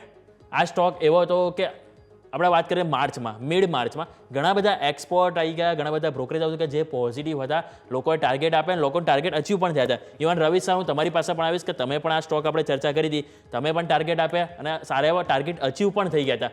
પરંતુ હવે આજે સ્ટોકમાં ઘટાડો આવ્યો છે, ઓલમોસ્ટ 17-18% સ્ટોક ક્રેક થયો છે. તો હવે શું વ્યૂ રહેશે? આજે કંપનીના જે અપડેટ્સ આવ્યા, ક્યાંક ને ક્યાંક આપણને એમના અપડેટ્સ પણ જોવા મળ્યા, પરંતુ આજે સ્ટોકમાં એવું તો શું હતું કે માર્કેટનો આજે ઘટાડો હતો એની અસર સીધી ટ્રેન્ડ ઉપર આવી? સર ઝડપથી પહેલા જે આપણે એક્સાઇઝ રિલેટેડ જે હતી એ ગવર્મેન્ટે જે એક્સાઇઝ વધારી છે 2019ના 6 જુલાઈના એમને જે લાસ્ટ ગઝેટ આપ્યું હતું એને અમેન્ડમેન્ટ છે, એટલે કે આજે ડ્યુટીનું હાઇક કરવામાં આવ્યું છે 13 રૂપિયા પર લીટર અને 10 રૂપિયા પર લીટર. એ હાઇક ડિરેક્ટલી પેટ્રોલ અને ડીઝલના પ્રાઇસ પર જ છે. જે પેટ્રોલ અને ડીઝલ ઉપર એક ગવર્મેન્ટની ફ્લેટ એક્સાઇઝ લાગે છે અને એ ઇમ્પોર્ટ પર નહીં, જેટલું વેચાશે એ તમામ જે સેલિંગ ઉપર છે. તો આઈ થિંક હવે જે પેટ્રોલ અને ડીઝલ ઉપર આઈધર તો કંપનીઓએ પાસ ઓન કરવું પડશે 2 રૂપિયા કે પછી કંપનીઓએ બેર કરવું પડશે. તો એને જ લઈને પીએસયુઝ જે ઓઇલ માર્કેટિંગ પીએસયુઝ છે એને ઘટાડ્યો છે. હાલાકી સર્ક્યુલરમાં એવું નથી, ક્યાંય પણ નથી લખ્યું કે કંપનીઓ પાસ ઓન નહીં કરી શકે. પણ યસ, આજે પણ જે વધારો કરવામાં આવ્યો છે એ પર લીટર સેલ જેટલું પણ થશે ઓઇલ માર્કેટિંગ પીએસયુ દ્વારા એ તમામ ઉપર આ છે. એટલે આનું ક્લેરિફિકેશન જરૂરી છે. ડેફિનેટલી ઓઇલ માર્કેટિંગ જો એ પાસ ઓન કરવામાં આવશે, 2 રૂપિયાથી પાસ ઓન કરવાની વાત છે, જો એ થશે તો મારા હિસાબે કાલે ફરીથી પીએસયુઝમાં સારી રિકવરી રહેશે. ટ્રેન્ડમાં ડેફિનેટલી જે પ્રાઇસમાં જે 14-15% ડેન્ટ છે એનું બેઝિક રીઝન છે કે માર્કેટના અનુમાન છે એના કરતા એના જે નંબર્સ છે એ નીચે આવે છે. હાલાકી અત્યાર સુધીના છેલ્લા 4 ક્વાર્ટરની અપડેટમાં જ્યારે કંપનીએ પોતે નંબર્સ આપ્યા છે પ્રી ક્વાર્ટર્સના, એ દિવસે કંપનીમાં 5 થી લઈને 10% સુધી ઓલરેડી કરેક્ટ થઈ જ રહી હતી. જ્યારે કંપની પ્રી ક્વાર્ટર, કારણ કે ઓલવેઝ જ્યારે પ્રી ક્વાર્ટર નંબર્સ આવે છે ત્યારે કંપની ટોપ પર હોય છે અને તુરંત બાદ એ કરેક્ટ થાય છે. અને આગળ 3 ક્વાર્ટરમાં એવું થયું હતું. તો મારા હિસાબે કદાચ આ એનું રિએક્શન હોય. સાથે આજે માર્કેટ પણ વીક હતું. માર્કેટમાં જે ઓવર વેલ્યુએશન વાળી કંપનીઓ છે ત્યાં ઓલરેડી આજે કરેક્શન હતું. તો મારા હિસાબે આ કરેક્શન છે. અને ટાટા સમૂહમાં પણ આજે આ ગ્લોબલ ટ્રેડના હિસાબે ટાટા મોટર, ટાટા સ્ટીલ સવારમાં ઘણા વીક હતા. તો આખા ગ્રુપમાં પણ કરેક્શન વધારે હતું. પણ મને એવું લાગી રહ્યું છે કે જે નંબર્સ છે છતાં પણ એના પિયર્સ કરતા તો સારા છે, પણ એક્સપેક્ટેશન્સ જે માર્કેટની હાઈ હોય છે ટ્રેન્ડ તરફથી એ થોડી ઓછી હતી. તો એ આધારે તેવું દેખાઈ રહ્યું છે કે જે કોઈ પણ કરેક્શન આજે 4500 ની નીચે લો કરું હતું તો પાછું જો 4500 સુધી આવે તો ત્યાં મારા હિસાબે ખરીદીની તક છે. 1 વર્ષના આઉટલુકથી ખરીદી કરો અને ઇમિડિયેટ ટાર્ગેટ છે ડિસ્પાઇટ ઓફ માર્કેટને ફેક્ટર ઇન કરીએ તો ફરીથી 6500 સુધીના લેવલ આજ વર્ષે ટ્રેન્ડમાં આવી શકે છે. જે બિલકુલ ઓવરઓલ આપણે વાત થઈ ટ્રેન્ડ કે જેની ઉપર તમારો ફોકસ હોવો જોઈએ. પરંતુ આવો નજર કરીએ આપણે ભારતીય માર્કેટ ઉપર તો ક્લોઝિંગના આંકડા સામે આવી રહ્યા છે. નિફ્ટી તમે નજર કરો તો ઓલમોસ્ટ 3.25% કમજોરી તમને જોવા મળી છે. 22,161 ઉપર તમારું આજે ક્લોઝિંગ જોવા મળી રહી છે. બેંક નિફ્ટી નજર કરશો તો તમને 49,860ની કમજોરી ત્યાં તમને જોવા મળી રહી છે. હવે તમે નજર કરો તો ઇન્ડેક્સમાં આપણે સ્પેસિફિક પહેલાં મિડ કેપ સ્મોલ કેપ જોઈએ તો મિડ કેપમાં તમને 3.5% ઘટાડો. પરંતુ તમે આજના જે ઓપનિંગ આંકડા છે ત્યાંથી તો ઘણા સારા રિકવર થયા છે. સ્મોલ કેપ એક ટાઈમે 10% કડાકો હતો, એમાં પણ તમે 4%ની નીચે ક્લોઝ થઈ રહ્યા છે, કે 4.5%ની કમજોરી તમને સ્મોલ કેપમાં જોવા મળી છે. બીજો હવે નજર કરીએ તો આપણે આજે સેક્ટર સ્પેસિફિક નજર કરી લઈએ ફાઇનલી તો આપણને ઓટો ઇન્ડેક્સ કે જ્યાં આપણને કમજોરી જોવા મળી રહી છે, ઓલમોસ્ટ 4.5%ની કમજોરી. આઈટી ઉપર તમને 18%નું દબાણ જોવા મળ્યું. સૌથી વધારે જો દબાણ જોવા મળ્યું તો એ છે રિયલ એસ્ટેટ અને સાથે છે કે અહીંયા સાથે મેટલ કે જ્યાં સૌથી વધારે તમને દબાણ જોવા મળ્યું છે. સ્વાભાવિક છે કે આજે કોઈ આંકડો તમને ગ્રીન કલરમાં નહીં જોવા મળે, દરેક આજે લાલ નિશાનમાં બંધ થયા છે, ચાહે સ્ટોક હોય કે સેક્ટર હોય. પરંતુ સર યસ તમારી પાસે જો આવીશ હવે જ્યારે માર્કેટ ક્લોઝ થયા છે તો કયા સ્ટોક છે કે જે આજે આપણે આ એક થોડીક આજે મજબૂતીમાં બંધ થઈ રહ્યા છે નિફ્ટી 500ના, એ પણ આપણે નજર કરી લઈએ. યસ બિલકુલ. તો નિફ્ટી 500ની જો આપણે વાત કરીશું તો અહીંયા એટલીસ્ટ લીલા નિશાનમાં રહેવામાં 2-3 સ્ટોક્સ છે કે જેમને સફળતા મળી, જેમાં 361 ડેફિનેટલી એક તો જોવા મળશે તમને કે જ્યાં મેજર એક્શન તમને આવતું જોવા મળેલું છે. તો એ તમે અહીંયાથી ખાસ ધ્યાન પર રાખો. આ સિવાય બીજા યોમિક ઘણા બધા સ્ટોક્સ છે કે જે બધામાં એક્શન છે. ડિલિવરી, માન્યવર, લિન્ડ ઇન્ડિયા, આ બધા સ્ટોક્સ પણ છે કે જેમાં પણ તમને તેજી તરફી એક્શન ખાસ બનતું જોવા મળેલું છે. તો એ પણ ખાસ આપણે ધ્યાન પર રાખીએ. અને જો ટોપ લૂઝર્સ તરફ આપણે નજર કરી લઈએ તો તેમાં પણ તમને સંકેત બનતા જોવા મળી રહ્યા છે. પ્રતિ ડોલર પ્રાઇસ ઘટે છે, 50 પૈસાનું માર્જિન એમનું ઇમ્પ્રૂવ થાય છે અને આઈ થિંક કે આ માર્જિન ઇમ્પ્રૂવ થયું છે એટલે ગવર્મેન્ટ નહીં કરવા દે પાછું એવું દેખાઈ રહ્યું છે. કારણ કે જો ઇન કેસ એ ગવર્મેન્ટ અત્યારે આ ડિસિઝન લઈ રહી છે ઇકોનોમીની કન્ડિશન અને અત્યારે જે રીતે સિચ્યુએશન છે એ આધારિત જો ગવર્મેન્ટે કન્ઝ્યુમર પર પાસ ઓન કરવું તો આઈ થિંક આની બહુ નેગેટિવ અસર ઇન ટર્મ્સ ઓફ સેન્ટિમેન્ટ જઈ શકે. કારણ કે હવે બધાને ક્રૂડના પ્રાઇસની ખબર પડે છે, જે રીતે ક્રૂડના પ્રાઇસ એક જ ડિરેક્શનમાં નીચે આવે છે. અને આઈ થિંક જે ગવર્મેન્ટે ઘણા ટાઈમથી પ્રાઇસ ફિક્સ રાખ્યો છે એ ત્યારે ફિક્સ કર્યો હતો જ્યારે ક્રૂડના પ્રાઇસ આ $98 હતા, હવે ઘટીને $64 થયા છે. તો મારા હિસાબે આ જે પણ પીએસયુ કંપનીઓના માર્જિન 14 રૂપિયા થયા છે એ માર્જિનને જ હિટ કરશે, ત્યાં જ આ મીન્સ કે ટેરિફ લાગશે હાલાકી આ વર્ષે જે ઓઇલ માર્કેટિંગ PSUs નું સેલ્સ છે એ પણ ઘણું સારું છે, અને જો કદાચ આ ₹2 બેર પણ કરી લે ઓઇલ માર્કેટિંગ PSU, છતાં ₹12નો વધારો, એટલે કે તમે જોશો તો 4 to 5 ડિજિટમાં એનું નેટ પ્રોફિટ આ બધી કંપનીઓ કરશે, અને આઈ થિંક હિસ્ટોરિકલ પ્રોફિટ કરી શકે છે. મને એવું લાગી રહ્યું છે કે જો આ ₹2 PSU ઉપર નખાવવામાં આવે છે, કદાચ કાલે સવારે એની સેન્ટિમેન્ટલ ઇમ્પેક્ટ પડે, પણ છતાં ₹12 છે અને બીજા $3 માર્જિન પ્રાઇસ ઘટા છે, એટલે ₹1.5 ઇમ્પ્રુવ થઈ ચૂક્યું છે. તો ઇફેક્ટિવ જે ઇમ્પેક્ટ પડશે ખાલી 50 પૈસા. તો મારા હિસાબે કોઈ પણ મેજર ડેન્ટ નહીં રહે, અને પ્રાઇસીસ છે ફરીથી ઉપરની સાઈડ જે ગતિ છે એ ફરીથી ચાલવી રાખશે. બિલકુલ. તો ઓવરઓલ આપણે વાત થઈ ગઈ પેટ્રોલ ડીઝલના જે એક્સાઇઝ ડ્યુટી જે વધારવામાં આવી છે એની ઉપર અત્યારે આપણે હાલ ખાસ કરીને ચર્ચા કરી. પરંતુ આવો આપણે ચર્ચા કરીએ સ્ટોક સ્પેસિફિક. તો આજે આપણને એક મોટું એક પેનિક જોવા મળ્યું હતું, તે છે ટાટા ગ્રુપની. ઓલરેડી વાત તો કરી આપણે ટ્રેન્ડની, પરંતુ એક સ્ટોક છે કે જે બીજો આપણે હાઇલાઇટ કરવો જોઈએ, એ છે ટાટા મોટર્સ. સર, ટાટા મોટર્સમાં આપણે જોઈએ તો આજે એક ટાઈમે 11% આપણને લો જોવા મળ્યા હતા, અને ₹535.75 આજે નવા લો બનાવે છે. સ્વાભાવિક છે કે ઓટો ઇન્ડસ્ટ્રીમાં બે સ્ટોક છે કે જે વધારે ઇફેક્ટ કરી શકે ટેરિફથી. એક છે ટાટા મોટર્સ, બીજો છે ભારત ફોર્સ. હવે ટાટા મોટર્સ ઉપર આપણે વાત કરીએ, તેમની જે જેગુઆર લેન્ડ રોવર છે એમાં એમની કુલ 23% આવક છે જે US ઉપર ડિપેન્ડ હોય છે. લાસ્ટ ફાઇનાન્શિયલ યરમાં આપણે જોઈએ તેમને કુલ 4 લાખ યુનિટ એમના વેચાયા હતા. અને ઇવન અત્યારે આપણે જોઈએ તેમના જે અપડેટ પણ આવે છે જેગુઆર લેન્ડ રોવરના, તો એક વખત એ પણ આપણે દર્શકોને બતાવી દો. તો જેગુઆર લેન્ડ રોવરના એમને જે હોલસેલ જે વોલ્યુમ હોય છે વાર્ષિક, એ 1.1% વધીને 1.11 લાખ યુનિટ આવ્યું. નાણાકીય વર્ષ 2025ના અંતે એમની જો કંપની પોઝિટિવ કેશમાં અહીંયાથી છે, અને જે નોર્થ અમેરિકામાં જેમનું હોલસેલ વોલ્યુમ છે એ 14.4% વધ્યું છે. રિટેલ વેચાણ પણ 5.1% ઘટ્યું છે, કોન્ટ્રા જોવા મળ્યું છે. એટલે અહીંયા કહી શકાય કે મિક્સ પરફોર્મન્સ આપણનેથી જોવા મળ્યું છે. પરંતુ જે મેઇન પેનિક છે એ અપડેટ્સને ભૂલીને આપણે જોઈએ તો ટેરિફ ઉપર આપણને વધારે જોવા મળ્યું છે. તો સર, એક વખત ટાટા મોટર્સ ઉપર પણ આપણે વ્યૂ લેવો જોઈએ, કારણ કે જે રીતે ટેરિફનો આપણને જે ઇમ્પેક્ટ આવવાનું એમ કહી બી શકાય કે ઓવરઓલ આપણને આવી ગઈ, કારણ કે સ્ટોક ₹700 કરેક્ટ થવાનું ચાલુ થયો સર. તો અત્યારે આપણે જોઈએ તો છેલ્લા અઠવાડિયામાં પણ 13 થી 14% કડાકો આપણને સર ટાટા મોટર્સમાં જોવા મળે. સર, ઝડપથી ટાટા મોટરનું સેલ્સ મીન્સ પર્ટિક્યુલર JLR નું ઓછું નથી. પર મંથ 20,000 યુનિટ એ લોકો યુએસમાં વેચે છે JLR ના, અને JLR ની એવરેજ કોસ્ટ 50 લાખથી ઉપરની છે. તો આઈ થિંક તમે રેવન્યુ વાઇઝ જો તો એ ઘણું મોટું ગણાય. ગયા વર્ષે એમને 4 લાખ ગાડીઓ યુએસમાં વેચી હતી, અને 4 લાખ મલ્ટીપ્લાય બાય 50 લાખ, એટલે તમે રેવન્યુને ત્યાંથી વિચારી શકો. હવે એમને ટોટલી સ્ટોપ કરી દીધા છે જે પોતાના શિપમેન્ટ છે ટુવર્ડ US, અને સ્ટોપ કરવા પણ પડે, કારણ કે આટલી ડ્યુટી પર કોઈ એટલા માર્જિન ના હોય કે કંપનીઓ ત્યાં બેર કરી શકે. અને શિપમેન્ટ એટલે પણ થાય કે સામેવાળી પાર્ટીસ છે એ લોકો હવે આટલા મોટા ટેરિફ લઈને એક્સેપ્ટ પણ ના કરે આ ઇમ્પોર્ટને. તો આઈ થિંક કારણ કે એ લોકો એટલીસ્ટ કોઈ પણ લાઈક કે JLR છે એની પ્રાઇસ તમે વિચારો કે ઓવરનાઇટ એટલી 25%થી વધી જાય તો કોઈ લે પણ નહીં. તો આઈ થિંક એ એક મોટો ઇસ્યુ છે, અને એના હિસાબે ટાટા મોટરે ખુદ જ મીન્સ કે ટાટા મોટર આમ જોઈએ તો પહેલેથી એક ગ્લોબલ એથિકલ કંપની છે, અને એમને પોતે જ શિપમેન્ટને અટકાવી દીધા છે. તો મારા હિસાબે આ એક મીન્સ કે કંપનીએ ફોરવર્ડ લુકિંગ ડિસિઝન લીધું છે. બટ યસ, જે અસર પડવાની છે થોડી મોટી રહેશે, અને US તરફના એક્સપોર્ટ સાથે જે ગ્લોબલ ચિંતાઓ. સેકન્ડ એ છે કે જે JLR છે એનું એક મોટું સેલ્સ ચાઇના પણ છે. ચાઇનામાં પણ તમે જો તો ટાટા મોટર સારી JLR સેલ્સ કરે છે, અને હવે ત્યાં પણ ઇકોનોમિક પર્સપેક્ટિવ આટલા ખાસ બ્રાઇટ નથી દેખાઈ રહ્યા. તો આઈ થિંક મને એવું દેખાઈ રહ્યું છે કે જે આ ન્યૂઝ છે ઘણા વર્ષોની મહેનત બાદ JLR પોઝિટિવ કેશ ફ્લોમાં આવ્યું છે, અને મીન્સ કે આ વર્ષે આવશે પણ નેક્સ્ટ વર્ષ નહીં રહે, કારણ કે જે સિચ્યુએશન છે, જે ઇશ્યુ છે એ થોડું મોટું છે, થોડું સસ્ટેનેબલ છે. જો ઇન કેસ ટેરિફ રિલેટેડ કે રિવર્સલ આવે છે તો અહીંયા કોઈક મેજર રિલીફ મળે, અધરવાઇઝ ઉછાળો જો મળે છે 620, 630, મારા હિસાબે પોર્ટફોલિયોમાંથી આ સ્ટોકને અત્યાર પૂરતું એક્ઝિટ કરી દેવું જોઈએ.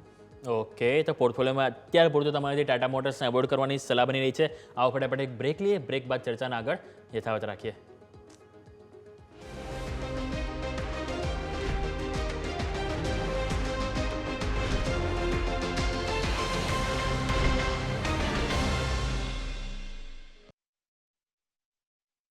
एक बात तो साफ है, अगर NAC A++ है तो बेस्ट है. Join Parul university, Vadodara, Gujarat. પશુપાલનની શરૂઆત દિવસના 5-6 લીટર દૂધથી જ કરી હતી, જેમાં 1-2 પશુ હતા અને 2-3 પશુ નાના હતા.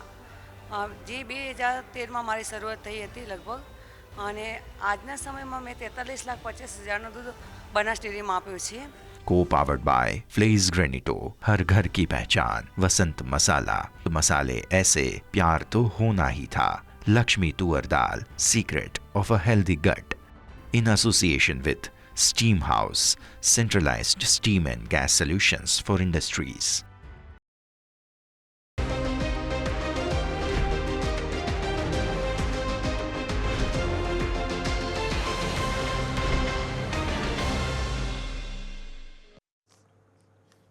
બ્રેક બાદ આપનું સ્વાગત છે. આવો નજર કરીએ આપણે સ્ટોક સ્પેસિફિક તો આપણે જોયું તો ખાસ એવી એક્શન આજે આપણને જોવા મળી છે, પરંતુ એક સેક્ટર પણ આપણે ખાસ ચર્ચા કરવી જોઈએ. તો આપણે જોયું તો ઓટો ઇન્ડસ્ટ્રી કે જે ટેરિફના કારણે ધોવાણ થયું, આઈટી ઇન્ડસ્ટ્રીમાં પણ આપણને ખાસ એવું અહીંયાથી એક્શન જોવા મળી. પરંતુ છેલ્લા 2 દિવસથી જોઈએ તો આપણને એક સેક્ટર આવ્યું છે સામે કે જેમાં બહુ પેલો મોટો ઘટાડો જોવા મળે છે. એ છે મેટલ સેક્ટર, કે જ્યારે જોઈએ કે ચીને જવાબી જે ટેરિફ લગાવે એમની ઉપર 34%, જે બાદ અહીંયાથી આપણને મેટલ સેક્ટર છે કે જે વધારે પેઇનમાં જોવા મળ્યું. આજે પણ આપણે જોયું તો 6.5% ઘટાડો આપણને મેટલ સેક્ટરમાં જોવા મળ્યું હતું. હવે સર આપણે ખાસ કરીને મેટલ સેક્ટર જાણવું જરૂરી છે કે આપણે જોઈએ તો સ્ટોક સ્પેસિફિક પણ આપણને ખાસી એવી મોટો આપણને અહીંથી ઘસારો જોવા મળે છે. અહીંયાનું સ્ટોક સ્પેસિફિક પણ વાત કરું તો વેદાંતા એક અઠવાડિયામાં 20% તૂટ્યો, હિન્ડાલ્કો 18% ઘટ્યો છે, નેશનલ એલ્યુમિનિયમ વાત કરીએ તો ત્યાં પણ 18%, ટાટા સ્ટીલ 16%, હિન્દ કોપર 15%. એટલે કે મોસ્ટલી ઘણા બધા સ્ટોક છે કે જે આપણે 10%થી વધારે માત્ર એક અઠવાડિયામાં ઘટ્યા છે. સ્વાભાવિક છે કે હવે જે ચીન અને યુએસ વચ્ચે જે ટેરિફ વોર જે વધારે ચાલ્યું છે, ક્યાંક ને ક્યાંક આપણે મેટલનું જે રિલેશન વધારે જે હોય છે જે ચાઇના સાથે વધારે છે, અને એ જ કારણથી વધારે અસર આપણને જોવા મળી છે. તો સર હવે શું વ્યૂ રહેશે? લાગે છે કે હજુ પણ અવોઇડ કરવાનું રહેશે કે ક્યાંક ને ક્યાંક સ્ટોક સ્પેસિફિક આપણે ખરીદીનો વ્યૂ રાખવો જોઈએ સર? ઝડપથી આઈ થિંક હજી પણ થોડું વોલ્ટાલિટી રહેશે, કારણ કે મેટલ એવું સેક્ટર છે જ્યાં બેઝ મેટલના પ્રાઇસીસ સર્ટેન લેવલથી નીચે જાય તો આઈ થિંક એનું થોડી અસર નકારાત્મક પડે. હમણાં સિટી ગોલ્ડમેન આ તમામ જગ્યાએ લોકો કોપર, એલ્યુમિનિયમ, સ્ટીલ તમામના પ્રાઇસના આઉટલુકને ડાઉનગ્રેડ કરાશે, અને આઈ થિંક એ જે ડાઉનગ્રેડ પછી આ ન્યૂઝ આવે કે પર્ટિક્યુલર જે રીતે મીન્સ કે ચાઇના અને યુએસ વચ્ચે ટ્રેડ વોર છે મોટા પાયે જઈ રહ્યું છે, કારણ કે એક સાઈડથી 34%, એક સાઈડથી 54%, અને આ બંને વચ્ચે મેટલ્સનો બહુ મોટો વેપાર છે. મીન્સ કે એ થ્રુ ફાઇનલ પ્રોડક્ટ હોય કે પછી મીન્સ કે મેટલ્સ ડાયરેક્ટ એ લોકો રેર અર્થ મેટલ્સ બધી સાથે ચાઇના અને યુએસનો મોટો વેપાર હતો, અને આઈ થિંક કે એ થોડું માર્કેટને અત્યારે નડી રહ્યું છે. આગળ કોપરના પણ એક ટેરિફ માટે સ્ટડી ચાલી રહી છે. આઈ થિંક કે આધારિત એવું દેખાઈ રહ્યું છે કે હાલમાં મેટલ સેક્ટર છે જ્યાં બહુ વધારે સ્કોપ નથી દેખાઈ રહ્યો. જે મોમેન્ટ છે એ કદાચ આગળ જારી રહેશે. હાલાકી આમાં બ્રાઇટ સ્પોટ જેએસડબલ્યુ સ્ટીલ છે, એના જ ક્વાર્ટર ઓન ક્વાર્ટર ડેટા એમાં 9%નો ઉછાળો તો આઈ થિંક મને એવું દેખાઈ રહ્યું છે કે કમ્પેરેટિવ ત્યાં એક સ્ટેબિલિટી રહેશે. એક પોર્ટફોલિયો સ્ટોક તરીકે હંમેશા આપણે એને રિકમેન્ડ કરું છું, અને હંમેશા મેં ટાટા સ્ટીલ અને જેએસપીએલમાં સેલિંગની રિકમેન્ડેશન એટલે જ આપી હતી, કારણ કે પર્ટિક્યુલર એમનો જે ગ્લોબલ ડ્રિવન ફંડામેન્ટલ છે, મેટલ ડ્રિવન એક્સપોઝર છે, કમ્પેરેટિવ વધારે છે. જેએસડબલ્યુ સ્ટીલ ત્યાં પણ યુએસમાં પોતે પ્લાન્ટ્સ ચાલુ કરી દીધા છે, અને એનું ઓપરેશન સ્ટાર્ટ થશે તો એને એટલી મોટી જે યુએસના એક્સપોર્ટની અસર નહીં થાય, કારણ કે જે કંપની ત્યાં પ્રોડક્શન કરે છે એને ટેરિફથી બાકાત રાખવામાં આવશે. તો આઈ થિંક ત્યાં તમે ફોકસ કરો જો તમને મેટલ્સમાં ઘટાડો મળે છે. આ એક સ્ટોક છે જ્યાં તમે ખરીદી કરી શકો છો. અધરવાઇઝ મેટલમાં એવું દેખાઈ રહ્યું છે કે બેઝ મેટલના પ્રાઇસ, ઇન્ડસ્ટ્રીયલ મેટલના પ્રાઇસ હજી પણ અહીંથી 8-10%ના કરેક્શનનો સ્કોપ રાખે છે, અને જો થશે તો મારા હિસાબે એક પ્રાઇસમાં હજી પણ આ જ રીતેનું ડિરેક્શન રહેશે, અને લાઈક એના હિસાબે તમારે નવી ખરીદી કે મોટી ખરીદી માટે હાલમાં એને અવોઇડ કરવું છે. ઓકે, તો અવોઇડ કરવાની સલાહ બની રહી છે. હવે વાત કરીએ તો કેપિટલ માર્કેટ સાથે જોડાયેલા સ્ટોક કે જેમાં આજે ખાસી એવી આપણને મંદી જોવા મળી છે. સ્વાભાવિક છે કે જ્યારે માર્કેટ વધતું હોય ત્યારે વધતા હોય, જ્યારે ઘટતા હોય ત્યારે ઘટતા હોય છે. તો નજર કરીએ એન્જલ વન કે જ્યાં આપણને 7.5%નો ઘટાડો જોવા મળ્યો. બીજા સ્ટોક આપણે જો નજર કરીશું કેપિટલ માર્કેટ સાથે જોડાયેલા તો MCX, ત્યાં પણ આપણને 0.5%ની કમજોરી. BSE જે સ્ટોક ખાસ એવો રન થઈ ગયો 4000 બાદ, અત્યારે આપણે જોઈએ 6%ની કમજોરી. પરંતુ એક સ્ટોક છે જે કેપિટલ માર્કેટ થીમમાંથી જે હાઇલાઇટ થઈ રહ્યો છે 361 વેબ. સર આ સ્ટોક જોઈએ તો આજે આપણને 0.5%ની તેજી સાથે બંધ છે, ઓલમોસ્ટ ડે હાઈના નજીક જ આપણને ક્લોઝ થતો જોવા મળે. 790 ડે લો છે, અને અત્યારે આપણે જોઈએ તો 897ના હાઈ બનાવે છે. એટલે કે સારી એવી તેજી આપણને ન્યૂનતમ સ્તરથી ખરીદી કરવી. સર સ્ટોક ખાસ કરીને આપણે ચર્ચા કરવો જોઈએ સર. ચડતે આમ જોઈએ તો તમે ઘણા બધા નામ લીધા અમારા પિયર છે, એટલે એના ઉપર કોઈ ટાર્ગેટ કે આઉટલુક અમે નથી રાખતા કે ના તો અમારા કોઈ પોર્ટફોલિયોમાં રાખી શકે. બટ યસ, આઉટલુક વાઇઝ એવું છે કે જે કંપનીઓ વેલ્થમાં છે, જે લોકો એડવાઇઝરી બેઝ કંપનીઓ છે, એને કોઈ પણ ઇસ્યુ નથી, કારણ કે જે માર્કેટની અનસર્ટનિટી અને વોલ્ટાલિટી જોવા મળી છે એ આધારિત ફંડ મેનેજમેન્ટ કંપનીઓ માટે આ ઘણા સારા ન્યૂઝ છે. શું કામ છે? કારણ કે આમ જોઈએ તો એમનું એમ ઘટશે, એમનું આ જે બેઝ ઇન્કમ ઘટશે, પણ સામે એને કમ્પન્સેટ કરશે એ છે કે જે ઘણા લોકો પોતે અત્યારે ઇન્વેસ્ટર જે છે એ પોતાને એનાલિસ્ટ માનતા હતા. ઘણા લોકોને એવું હતું કે કારણ કે કોઈ પણ સ્ટોક લો એ ચાલતું હતું, કોઈ પણ સેક્ટરને પકડો એમાં મોમેન્ટમ હતી, અપસાઇડની મોમેન્ટમ હતી. એમાં પણ મિડ એન્ડ સ્મોલ કેપ કંપનીઓ ઓલવેઝ રિટેલના સારા ફોકસમાં હોય છે અને સ્ટોકમાં કમ્પેરેટિવ તેજી વધારે હતી. હવે માર્કેટનું પેશન્ટ ચેક થઈ ચૂક્યું છે. સપ્ટેમ્બરથી સતત નકારાત્મક મૂવમેન્ટ માર્કેટે લીધી છે અને ઘણી બધી મિડ કેપ સ્મોલ કેપ કંપનીઓના કરેક્શન સ્ટીપ છે. એટલે જે જાતે લોકો પોતે ટ્રેડ કરતા હતા, ઇન્વેસ્ટમેન્ટ કરતા હતા, ત્યાંથી હવે ફંડ મેનેજમેન્ટ સાઇડ કે એડવાઇઝરી સાઇડ એમનું ફોકસ વધુ છે અને એડવાઇઝરી બેઝ પ્રોડક્ટ્સનું ડિમાન્ડ આગળ જતા વધશે. તો આધારિત એવું દેખાઈ રહ્યું છે કે કદાચ તમે કેપિટલ માર્કેટ સાથે નહીં પણ જે એડવાઇઝરી સાથે જોડાયેલા, વેલ્થ સાથે જોડાયેલા બિઝનેસીસ છે ત્યાં મારા હિસાબે માર્કેટનું ફોકસ વધશે. અને હજી પણ જો તો આ મહિનાના મીન્સ કે AUM ના આંકડાઓ બાકી છે, મ્યુચ્યુઅલ ફંડના ઇન્ફ્લોના આંકડાઓ આવવાના બાકી છે. આંકડાઓ પછી આનું પિક્ચર ક્લિયર થશે. બટ ઓલ ઓવર સિચ્યુએશન એવું દેખાઈ રહી છે કે આના હિસાબે ઘણી બધી વેલ્થ મેનેજમેન્ટ કંપનીઓ આજે બોટમ પર ખુલી પણ પછી સારી એવી સાઇન દેખાડી રિકવરીની. આ ઘટાડામાં જો મળે છે મારા હિસાબે HDFC AMC પર ફોકસ કરવું છે. અહીંયા આઈ થિંક કે કમ્પેરેટિવ સ્ટેબિલિટી પણ ઘણી સ્ટ્રોંગ છે અને HDFC ગ્રુપનો સ્ટોક છે અને પોતાના ઇન્ટરનલ્સ જ એટલા સ્ટ્રોંગ છે કે આઈ થિંક ત્યાં બેઝિક એક્સટર્નલ ફેક્ટર બહુ વધારે અસર ના કરી શકે. દરેક ઘટાડે એક્યુમ્યુલેશન રાખવું જોઈએ. 30% થી સ્ટાર્ટ કરો અને દરેક 2 થી 5% કરેક્શન પર થોડા સ્ટોક એડ કરતા રહો. તો આઈ થિંક એક્યુમ્યુલેટ કરવું હોય તો આ લેવલથી HDFC AMC વધારે બેટર દેખાઈ રહી છે. કુલ તો ઓવરઓલ આપણે વાત થઈ કેપિટલ થીમ કે જેમાં સરને HDFC AMC વધારે પસંદ છે, જેની ઉપર આપણે અહીંથી ફોકસ કરવાની સલાહ બની રહી છે. પરંતુ આજે એક કોર્પોરેટ એક્શન આપણને એક જોવા મળી હતી, વાત છે સિમેન્સની.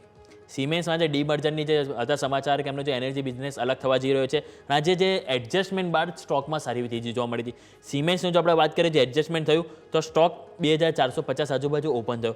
ઓપન થયા બાદ 3087 ને ઉપર હાઈ બનાવે, એટલે કે ઓલમોસ્ટ જે ઓપનથી જોઈએ તો 20% વધારો આપણને સ્ટોકમાં જોવા મળ્યો. એટલે કે ક્યાંક ને ક્યાંક લોકો એન્ટિસિપેટ કર્યું. તો સર એક વખત આપણે જે કોર્પોરેટ એક્શન આપણને જે જોવા મળી છે કે કંપની એમને જે એનર્જી બિઝનેસને જે અલગ કર્યો એનાથી ક્યાંક ને ક્યાંક વેલ્યુ અહીંયાથી એડિશન અહીંયાથી લોકો જોઈ રહ્યા છે એવું માનવું જોઈએ સર?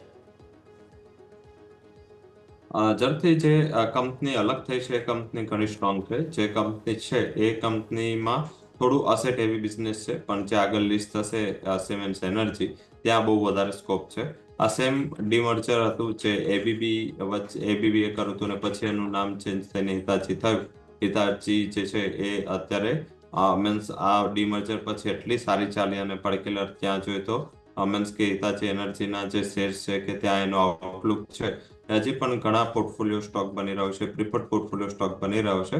પહેલા જ્યારે ABB ની અંદર હતી ત્યારે એની ખાસ વેલ્યુ નહોતી, પરંતુ જેવું ડીમર્જર થયું એ બાદ કંપનીએ જે પોતાના બિઝનેસમાં ફોકસ કર્યું એ આધારિત અહીંયા ઘણી બધી એક સ્કોપ બના કે ઘણી બધી સારી રિકવરી જોવા મળી.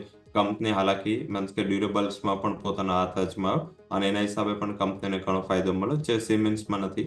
તો ડેફિનેટલી આગળ જતા જે પણ બિઝનેસ અનલોકિંગ છે એ ઓલવેઝ જે કંપનીમાં સારી ઓપોર્ચ્યુનિટી હોય કે જે સ્ટ્રોંગ કંપનીઓને પોઝિટિવ આપતો હોય છે. સિમેન્સમાં પ્રમોટર સાઇડથી ઓલવેઝ ડવિસ ગાઈડન્સ હોય છે અને એના હિસાબે એ કંપની જ્યારે ત્યારે ઉપર આવે ત્યારે એક તો ન્યૂઝ આવી જાય છે કે પ્રમોટર આ કંપનીમાંથી એક્સિટ થવા માંગે છે અને આઈ થિંક એ ન્યૂઝ રેટલી આવતા રહ્યા છે અને એના હિસાબે જ આ એક થોડો ઇસ્યુ હતો. હવે નવી કંપનીમાં પ્રમોટર એવું કહે છે કે એમાં તો નવી જ્યારે લિસ્ટ થશે પછી લોકો એક્વાયર પણ કરવાના છે. તો એ આધારિત એવું દેખાઈ રહ્યું છે કે અહીંયા તમારે ફોકસ રાખવું જોઈએ. નવી કંપની જ્યારે લિસ્ટ થાય આઈ થિંક કે આજના વેલ્યુએશન કે આજનું જે પ્રાઇસ ડિસ્કાઉન્ટિંગ છે એ કમ્પેરેટિવ વધારે હતું. હવે આ જો સિમેન્સ રિકવર થાય તો આટલું મોટા પ્રાઇસ પર ના ઓપન થાય તો મારા હિસાબે ખરીદીને એક સારી તક તરીકે જોવું જોઈએ. કેમ ITC અને ITC હોટલમાં આપણે જોયું કે ITC હોટલ લિસ્ટ થઈ ત્યારે બહુ નીચેના પ્રાઇસ પર થઈ અને પછી ડિસ્પાઇટ માર્કેટ ઘટ્યું પરંતુ ITC હોટલમાં એક સારી રિકવરી મોટી તેજી જોવા મળી. એમ જ સિમેન્સ એનર્જી જ્યારે લિસ્ટ થશે થોડા નીચેના પ્રાઇસે થશે પરંતુ જેવું લિસ્ટ થઈ જશે પછી તમને એક સારું અનલોકિંગ, સારું એક વેલ્યુ ક્રિએશન છે આ સ્ટોક આપી શકે છે. આજના ભાવ પ્રમાણે જે લાસ્ટ તમે જોશો તો 4928 આસપાસનો ભાવ હતો અને એને જો તમે આજના ઓપનિંગથી કમ્પેર કરો જે આજનો ઓપનિંગ 2450 છે તો આજે માર્કેટે અદાણી સિમેન્સ એનર્જી છે એને 2478 રૂપિયા એટલે ઇક્વલ વેલ્યુ આપી છે. મારા હિસાબે આજના પહેલા જે રિકવરી અને આગળ પોટેન્શિયલ આધારિત 2000 આસપાસ જો આ શેર ખુલે છે મારા હિસાબે ઘણી સારી વેલ્યુ બનશે અને આગળ જતા એક મલ્ટિપલ અને એક સારી એવી જેને કહેવાય કે જે એક આપણે ઘણીવાર લોકો ડબલ ટ્રિપલ માટે જોતા હોય છે સ્ટોક, તો એવી જ રીતે એનું આ સ્ટોક રિટર્ન આપવા માટે સક્ષમ છે. ઓકે, તો સ્ટોક સક્ષમ છે અહીંથી મલ્ટીબેગર બનવા માટે જ વાત થઈ આપણે સિમેન્સ કે જેના ડીમર્જરને લઈને ક્યાંક ને ક્યાંક પોઝિટિવ એક્શન આપણને જોવા મળી છે. આવો ફટાફટ એક વિરામનો સમય છે, વિરામ લઈએ, વિરામ બાદ ચર્ચાના આગળ યથાવત રાખીએ.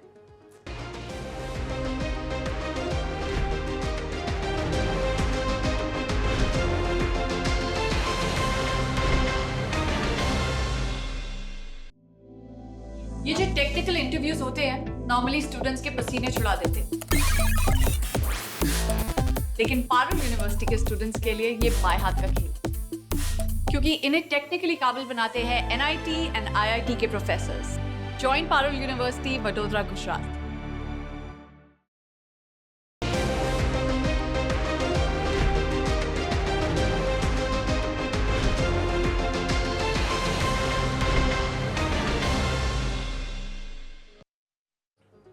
બ્રેક બાદ આપનું સ્વાગત છે. આવો નજર કરીએ કે હવે આપણે મજબૂતીવાળા સ્ટોક ઉપર, કે જ્યારે આવા મંદીવાળા માર્કેટમાં પણ નજર કરો તો એક સ્ટોક હતો જે સતત 3-4 દિવસથી હાઇલાઇટ થઈ રહ્યો છે, GMR એરપોર્ટ. સ્ટોકમાં જે જુઓ તો ખાસા કરેક્શન સાથે તમે ઓપન છે, પરંતુ તમને સારી એવી બુલિશ કેન્ડલ બનતી જોવા મળી અને તમે આજે 82 રૂપિયાના ઉપર ક્લોઝ થયા છો.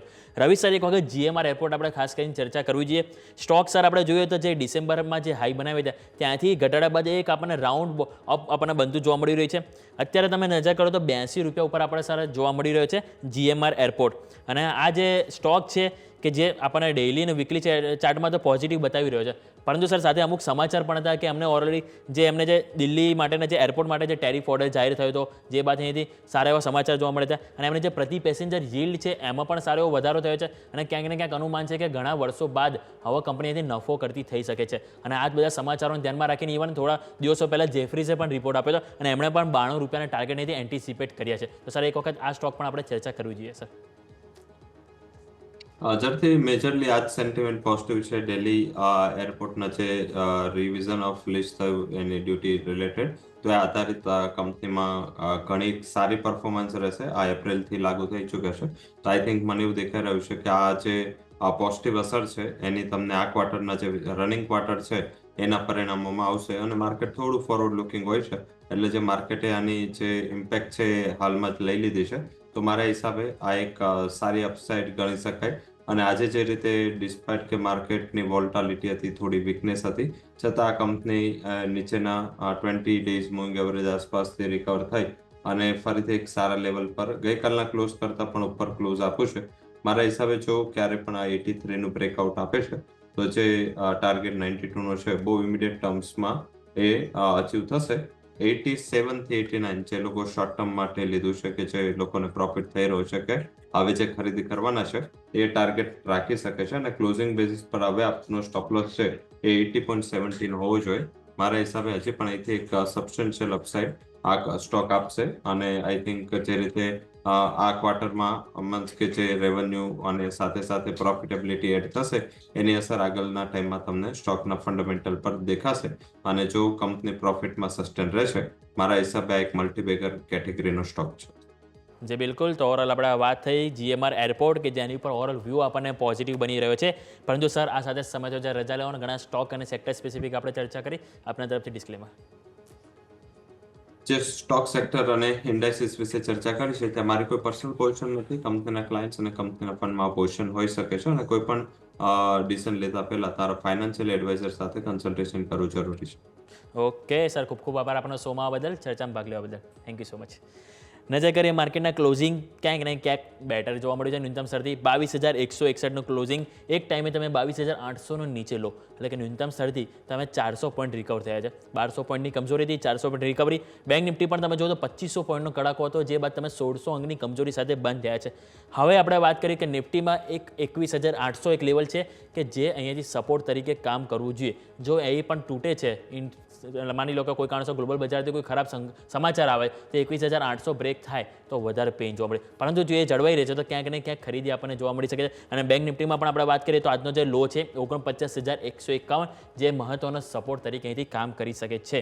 તો આવો આ સાથે આ શોમાં પણ આટલું. મને યોમિકના આપશો રજા અને આગળના અપડેટ્સ માટે જોતા રહો ન્યૂઝ કેપિટલ ગુજરાત.